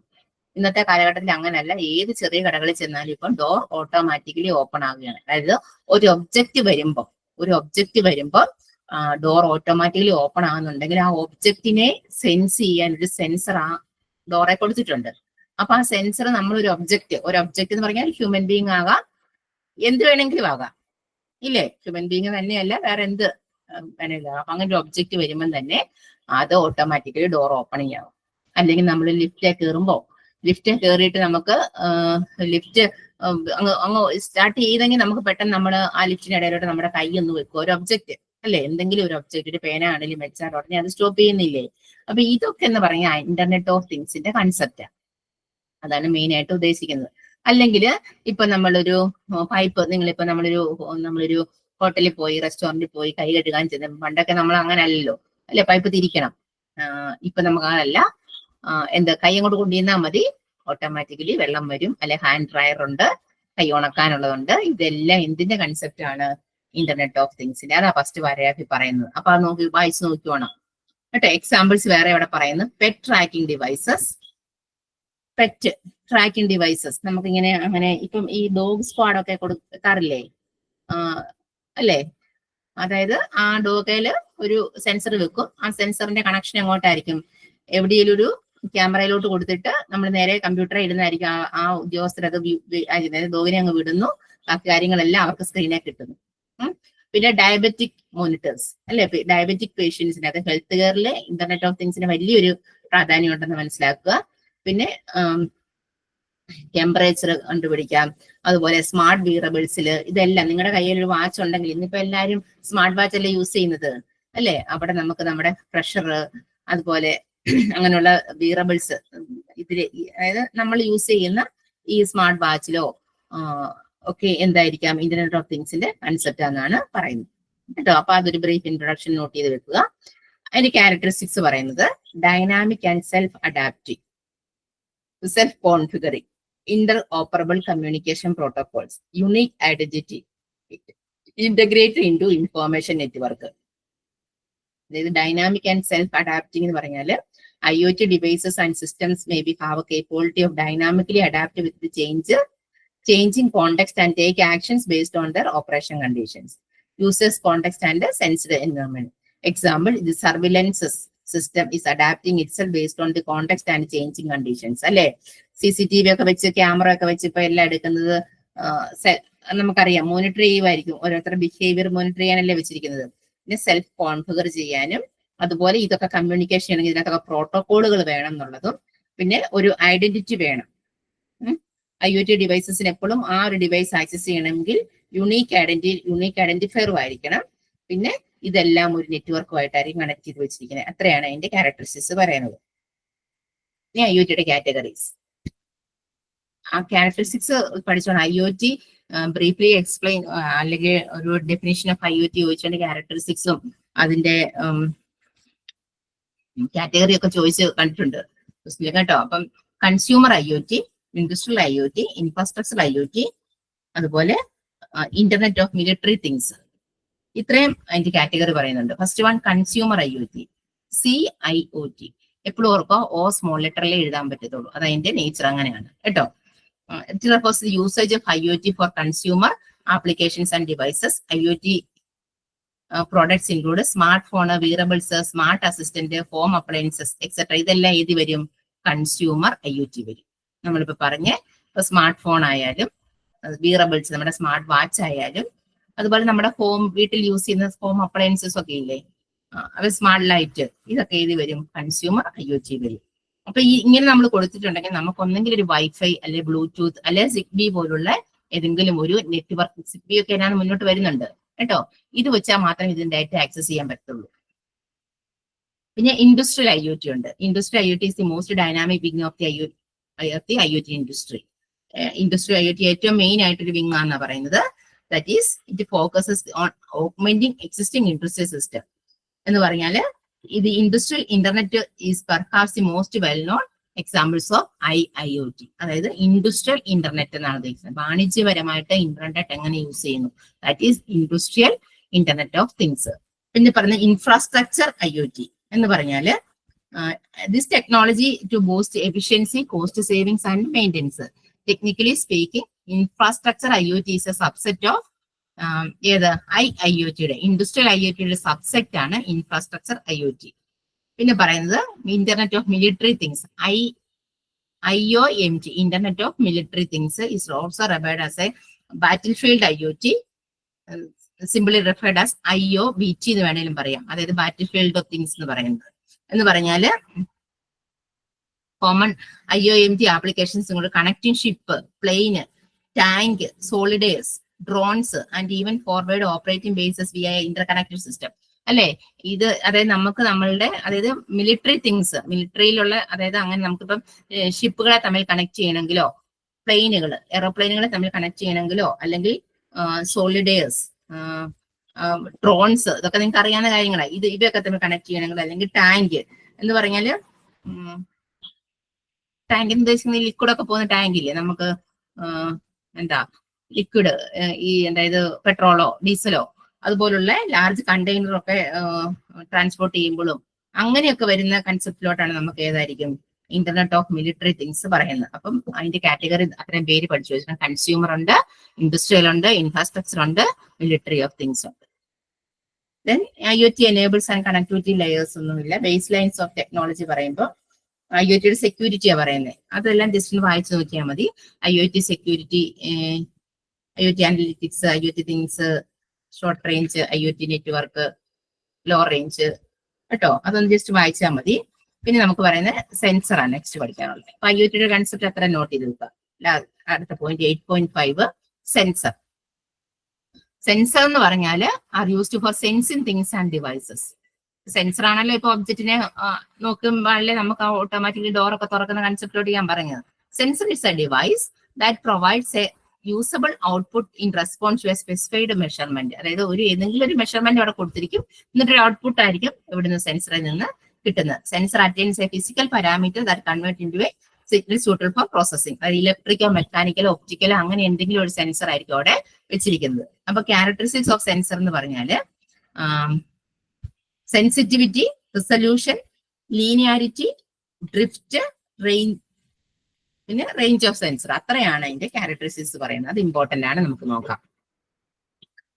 അതായത് ഫസ്റ്റ് വൺ പറയുന്നത് sensitivity. Sensitivity is a measure of change in output of the sensor relative to a unit change in the input. Sensitivity എന്ന് പറയുന്നത് അങ്ങനെയാണ്. അതായത് measure the change in output of the sensor related to the unit change in the input. അതായത് sense ചെയ്തെടുക്കണമെങ്കിൽ ഒരു measuring quantity വേണമല്ലോ. That is example, the speakers you purchase for your home entertainment may have a rated sensitivity of 89 dB signal pressure level per watt per metre. അതായത് നമുക്കിപ്പോ ഒരു കാര്യം എന്താണോ output കിട്ടേണ്ടത് അതിനെ ഇൻപുട്ട് എങ്ങനെ മെഷർ ചെയ്തെടുക്കുന്നു, അത് സെൻസിറ്റിവിറ്റി സെൻസറിന്റെ ഒരു മെയിൻ ക്യാരക്ടറിസ്റ്റിക്സ് ആണ്. പിന്നെ resolution, the smallest amount of change in the input that can be detected and accurately indicated by sensor. അതായത് റിസൊല്യൂഷൻ കറക്റ്റ് ഹൈലി റിസൊല്യൂഷൻ ആയിരിക്കും എന്നാ പറയുന്നത്. അതായത് ഒരു ചെറിയ ചേഞ്ചസ് എങ്കിലും വന്നാൽ അതിനെ അവരത് ക്യാപ്ചർ ചെയ്തെടുക്കും, ഡിറ്റക്ട് ചെയ്തെടുക്കും. Third linearity. Linearity is determined by calibration curve എന്ന് പറഞ്ഞാല്, കാലിബ്രേഷൻ കർവ് എന്ന് പറയാൻ നിങ്ങൾ പഠിച്ചിട്ടുണ്ടോ? ഇത് അതായത് ഒരു ഗ്രാഫിക്കൽ റെപ്രസെന്റേഷനാണ് ഇങ്ങനെ കാലിബ്രേഷൻ കർവ് എന്ന് പറയും. അതായത് graphical representation that shows the relationship between the input and output of A measurement device. അതായത് ഒരു മെഷർമെന്റ് ഡിവൈസസ് കാണുന്ന ഒരു കർവിനെയാണ് നമ്മൾ കാലിബ്രേഷൻ കർവ് എന്ന് പറയുന്നത്. അതായത് എത്രമാത്രം ഒരു ഒബ്ജക്റ്റ് വന്നു, അത് ഏത് സ്പീഡിൽ വന്നു, എന്നിട്ട് നമ്മളൊരു പരാബോളയൊക്കെ വരച്ചു വെക്കാറില്ലേ, പത്തിലൊക്കെ പഠിച്ചിട്ടായിരിക്കും പരാബോളയൊക്കെ ഗ്രാഫി വരയ്ക്കുന്നത് പോലെ എന്ന് പറയുന്ന ഒരു കാലിബ്രേഷൻ കർവ് ഡിറ്റർമിൻ ചെയ്യുന്നു എന്നുള്ളത് ഏത് ലീനിയാരിറ്റി, അത് ഒരു സെൻസറിന്റെ ക്യാരക്ടറിസ്റ്റിക്സ് ആണ്. അതുപോലെ ഡ്രിഫ്റ്റ് എന്ന് പറഞ്ഞാല് is a deviation from a specific reading of the sensor when the sensor is kept at the value or a prolonged period of time. അതായത് സീറോ ഡ്രിഫ്റ്റും ഫുൾ ഡ്രിഫ്റ്റും ഉണ്ട് എന്ന് പറഞ്ഞാൽ ഇത്രയേ ഉള്ളൂ. സമയത്തിനനുസരിച്ച് സെൻസറിലെ കുറഞ്ഞ ഫ്രീക്വൻസി ചേഞ്ച് ചെയ്യുക. സമയത്തിനനുസരിച്ച് എന്ന് പറഞ്ഞാൽ graphical changes in a sensor output കാലക്രമേണ അത് ഓവർ ടൈം ചെയ്ത് that may lead to accurate readings. അതായത് ചേഞ്ചസ് വന്ന് ഫ്രീക്വൻസിയിൽ വരുന്ന ചേഞ്ചസ് വന്ന് സെൻസറിലെ സമയത്തിനനുസരിച്ച് വരുന്ന മാറ്റങ്ങൾ ആക്യുറേറ്റ് ചെയ്തെടുക്കുക. അതായത് ഫ്രീക്വൻസി നമുക്കറിയാം, വേവ്സും ഫ്രീക്വൻസി നമ്മളിങ്ങനെ വളഞ്ഞ് വരച്ച് വേവ്സും ഫ്രീക്വൻസി അറിയാം. അതായത് സൗണ്ടിനെ തന്നെ അത് ഫ്രീക്വന്റ് ആണോ അല്ലേ, ചിലപ്പോൾ നീണ്ടു പോകാം, ചിലപ്പോൾ പെട്ടെന്ന് വരാം. ആ ഫിഗർ നിങ്ങൾ ചെറിയ ക്ലാസ്സിൽ പഠിച്ചിട്ടുണ്ട്. അപ്പൊ അത് ഐഡന്റിഫൈ ചെയ്യുക എന്ന് പറയുന്നത് ഡ്രിഫ്റ്റ് എന്നാണ് ഇവിടെ പറയുന്നത്. അതൊരു സെൻസറിന്റെ ഒരു മെയിൻ ക്യാരക്ടറിസ്റ്റിക്സ് ആണ്. അവിടെ സീറോ ഡ്രിഫ്റ്റും ഉണ്ട്, ഫുൾ സ്കെയിൽ ഡ്രിഫ്റ്റും ഉണ്ട്. ഫുൾ സ്കെയിൽ ഡ്രിഫ്റ്റ് എന്ന് പറഞ്ഞാൽ ഒരു വാല്യൂ മെയിൻറ്റെയിൻ ചെയ്ത് നിൽക്കണം. സീറോ എന്ന് പറയുമ്പോൾ ഒരു സെൻസറിന്റെ output if the input is output ചിലപ്പോൾ ചേഞ്ച് ചെയ്യാം. അതായത് ഇപ്പൊ എന്തെങ്കിലും ഒരു സെൻസറിനകത്ത് reasons for drift may be extraneous such as changes in ambient pressure, humidity, temperature etcetera, or due to changes in constituents of the sensor itself such as ageing or wear etcetera. ഇപ്പൊ എന്തെങ്കിലും ഒരു കുറെ നാൾ ഉപയോഗിച്ച് കഴിയുമ്പോൾ സെൻസറിന് ചിലപ്പോൾ തേയ്മാനം സംഭവിക്കാം. അല്ലെങ്കിൽ ആ ഒരു സെൻസറിനെ സംബന്ധിച്ച് അതിന്റെ പ്രഷറോ അല്ലെങ്കിൽ ആ ഒരു റൂമിനെ സംബന്ധിച്ച് അതിന്റെ ഹ്യൂമിഡിറ്റിയോ ടെമ്പറേച്ചറോ ഒക്കെ ചേഞ്ചസ് വരുമ്പോൾ ഈ ഡ്രിഫ്റ്റ് മാറി വരാം, ഫ്രീക്വൻസി മാറി വരാം കേട്ടോ. അതൊരു സെൻസറിന്റെ ക്യാരക്ടറിസ്റ്റിക്സ് ആണെന്നാണ് പറയുന്നത്. പിന്നെ range of sensor is determined by allowed lower and upper limits of its input or output. ഒരു സെൻസറിന്റെ റേഞ്ച് എന്ന് പറയുന്നത് അതിന്റെ ഇൻപുട്ടിനെ ഔട്ട്പുട്ടിനെയും ബേസ് ചെയ്തിരിക്കും. യൂഷ്വലി ഇത് range is determined by the accuracy required. അതായത് കറക്റ്റ് ആക്യുറേറ്റ് ആണെങ്കിൽ മാത്രമേ അതിന്റെ ഒരു റേഞ്ച് നമുക്ക് ഡിറ്റർമിൻ ചെയ്യാൻ പറ്റത്തുള്ളൂ. Sometimes the range may be determined by physical limiters such as pocket ruler. അതായത് ചിലപ്പോൾ നമുക്കത് ഡിറ്റർമിൻ ചെയ്യുന്ന ഫിസിക്കൽ ലിമിറ്റേഷൻസ് വെച്ചായിരിക്കും. That is a pocket ruler എന്ന് പറഞ്ഞാൽ it's a digital ruler to measure the distance of an object. Pocket ruler എന്ന് പറയുന്ന ആ ഒരു ഫിസിക്കൽ മെഷർമെന്റ് യൂസ് ചെയ്യുക. അതായത് ഒരു ഒബ്ജക്റ്റും ഒരു ഡിജിറ്റൽ ആയിട്ട് എടുക്കുക, എത്രമാത്രം ഡിസ്റ്റൻസ് വന്നതിന് ശേഷമാണ് ഈ സെൻസർ ആ ഒബ്ജക്റ്റിനെ ക്യാപ്ചർ ചെയ്യുന്നത് എന്നുള്ളത്. നമ്മളിപ്പം ഒരു കടയിലോട്ട് ചെല്ലുമ്പോഴേ ആ സ്റ്റെപ്പിലോട്ട് കയറുമ്പോൾ ഒരു ഡിസ്റ്റൻസ് കാണുമല്ലോ, ആ ഡിസ്റ്റൻസ് എത്രമാത്രം ഉണ്ട് അത് ഒരു പോക്കറ്റ് റൂളർ ആയി ഒരു ഇവിടെ സെൻസറി കാണും, അത് യൂസ് ചെയ്താണ് എടുക്കുന്നത്. പിന്നെ റിപ്പീറ്റബിലിറ്റി എന്ന് പറഞ്ഞാൽ deviation between measurements in A sequence of the object and under test in the same approaches of its value from the same direction each time. അതായത് ഇങ്ങനെ എടുക്കുന്ന ഡിസ്റ്റൻസ് എടുക്കുമ്പോൾ അവിടെ ചിലപ്പോൾ മെഷർമെന്റിൽ ഡീവിയേഷൻ വരാം, വ്യത്യാസം വരാം. അതിലാണ് റിപ്പീറ്റബിലിറ്റി എന്ന് പറയുന്നത്, അതായത് ആവർത്തനക്ഷമത എന്ന് പറയുന്നത്. Repeatability is usually specified as A percentage of the sensor range. അതായത് സെൻസറിന്റെ റേഞ്ചിനെ ബേസ് ചെയ്ത് റിപ്പീറ്റബിലിറ്റി കൂടാം. അപ്പം മെഷർമെന്റിൽ ഡീവിയേഷൻസ് സംഭവിക്കാം കേട്ടോ. അപ്പൊ ആ പോയിന്റും 6. Last 7 reproducibility is a repeatability except it also incorporates long time lapses between subsequent measurements. അതായത് ഒരു മെഷർമെന്റുകൾക്ക് തന്നെ ഒരുപാട് വ്യത്യാസങ്ങൾ വരുവാണെങ്കിൽ sensor has the operation between measurements but must be calibrated. അങ്ങനെ വരുമ്പോൾ ആ കർവ് എടുത്തോണ്ട് അതിന്റെ ഒരു ഡിസ്റ്റൻസ് നോക്കിക്കൊണ്ടെടുക്കും. Reproducibility is specified as a percentage of sensor range per unit of time. അതായത് ഒരു ടൈമിൽ എത്രമാത്രമാണ് നോക്കിയെന്നുള്ളതിനെയായിരിക്കും അവിടെ നോട്ട് ചെയ്ത് പോകുന്നത്. പിന്നെ ഉള്ളത് ഇത്രയും പറഞ്ഞത് സ്റ്റാറ്റിക് ക്യാരക്ടറിസ്റ്റിക്സ്, അതായത് ഏതാ കോൺസ്റ്റന്റ് ആയിട്ടുള്ള ഒരു സെൻസറിന്റെ കോൺസ്റ്റന്റ് ആയിട്ടുള്ള ക്യാരക്ടറിസ്റ്റിക്സ് ആണ് ഇത്രയും പറഞ്ഞത്. Sensitivity, resolution, linearity, drift, range, repeatability and reproducibility. ഇനി അതിന് ഡൈനാമിക് ക്യാരക്ടറിസ്റ്റിക്സും ഉണ്ട്. ഡൈനാമിക് ക്യാരക്ടറിസ്റ്റിക്സ് എന്ന് പറഞ്ഞാൽ a sensor represents the time response of the sensor system. Knowledge of this essentially is fruitful for a use of a sensor. Important common dynamic response of sensor include rise time, delay time, peak time, settle time, percentage error and steady state error. അപ്പൊ ഇങ്ങനെ dynamic എന്ന് പറഞ്ഞാൽ change ചെയ്യുന്ന characteristics ഉണ്ട്. അതെന്തൊക്കെയാണ്? ഒരു സെൻസറിന്റെ rice time, peak time, അല്ലെ delay time, അല്ലെ അത് എപ്പോ തുടങ്ങുന്നു എപ്പോ തീരുന്നു, അല്ലെ എന്തെങ്കിലും ഇത് വന്നോ, അതായത് rise time, delay time, peak time and settling time, percentage error and steady state error. ഇങ്ങനെയൊക്കെ വരുമ്പോൾ അത് ഏതാണ്? Dynamic characteristics. അപ്പം സെൻസർ എന്താന്ന് സെൻസറിന്റെ ക്യാരക്ടറിസ്റ്റിക്സും നോട്ട് ചെയ്ത് വെക്കുക. അതായത് ക്യാരക്ടറിസ്റ്റിക്സ് ഓഫ് സെൻസർ എന്ന് പറയുമ്പോൾ ഡൈനാമിക്കും ഉണ്ട് സ്റ്റാറ്റിക്കും ഉണ്ടെന്ന് നോട്ട് ചെയ്ത് വെക്കുക. നെക്സ്റ്റ് ക്ലാസ്സിൽ നമുക്ക് അതായത് ഇനി പഠിക്കാനുള്ളത് ക്യാരക്ടറിസ്റ്റിക്സ് ഓഫ് സെൻസേഴ്സ് ആണ്. ക്യാരക്ടറിസ്റ്റിക് ഓഫ് സെൻസേഴ്സ് ഒരുപാട് ഉണ്ട്. അതിന്റെ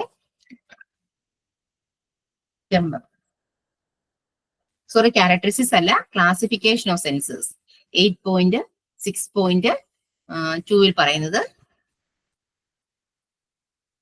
ക്ലാസിഫിക്കേഷൻ. സെൻസർ പലതരത്തിലുള്ള, നമ്മളിപ്പോ പറയുന്നത് ഡോറ സെറ്റ് ചെയ്യുന്നുണ്ട്, പൈപ്പെ സെറ്റ് ചെയ്യുന്നുണ്ട്, അല്ലെങ്കിൽ എന്താ പെറ്റ് ട്രാക്ക്, ഏതെങ്കിലും ആനിമൽസ് സെറ്റ് ചെയ്യുന്നുണ്ട്.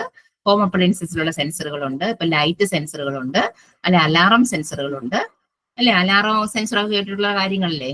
നമ്മളിപ്പോ ഏതെങ്കിലും ഒരു വീട്ടിലോട്ട് ചെല്ലുമ്പോൾ ചിലപ്പോൾ ആ ഒരു ഭിത്തിയിലായിരിക്കും ഇങ്ങനെ ഒരു സെൻസർ വെച്ചിരിക്കുന്നത്. നമ്മൾ അതായത് ഇപ്പം തീവ്സ് കള്ളന്മാരായാലും അങ്ങനെ കീറുവാണെങ്കിൽ ഉടനെ അലാറം ഒക്കെ മുഴങ്ങുമല്ലേ, അങ്ങനെയുള്ള സെൻസറുകളുണ്ട്. അങ്ങനെ കുറെ സെൻസറുകളുടെ പേരുകൾ അവിടെ പറയുന്നത്. പിന്നെ വാട്ടർ സെൻസർ ഉണ്ട്, വാട്ടറിന്റെ ലെവൽ ചെക്ക് ചെയ്യാനുള്ളത്. അല്ല കെമിക്കൽ സെൻസറുകളുണ്ട്, അതായത് എത്രമാത്രം കെമിക്കൽസിനകത്ത് വരുന്നുണ്ട്. അല്ലെങ്കിൽ ഗ്യാസ് സെൻസറുകളുണ്ട്, സ്മോക്ക് സെൻസറുകളുണ്ട്. ആ സെൻസറുകളെ കുറിച്ചാണ് അടുത്ത ഹെഡിങ്ങിൽ പറയുന്നത്. അപ്പൊ അത് നമുക്ക് നെക്സ്റ്റ് ക്ലാസ്സിൽ എടുക്കാം. നമ്മുടെ ടൈം ഏകദേശം കഴിയാറായി. 9:30 വരെയല്ലേ ടൈം.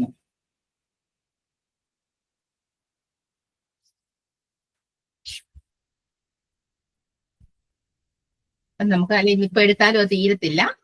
പിന്നെ നമുക്ക് അവിടെ പഠിക്കാനുള്ളത് പലതരത്തിലുള്ള ആക്ച്വേറ്റേഴ്സ് ഉണ്ട്. അതുപോലെ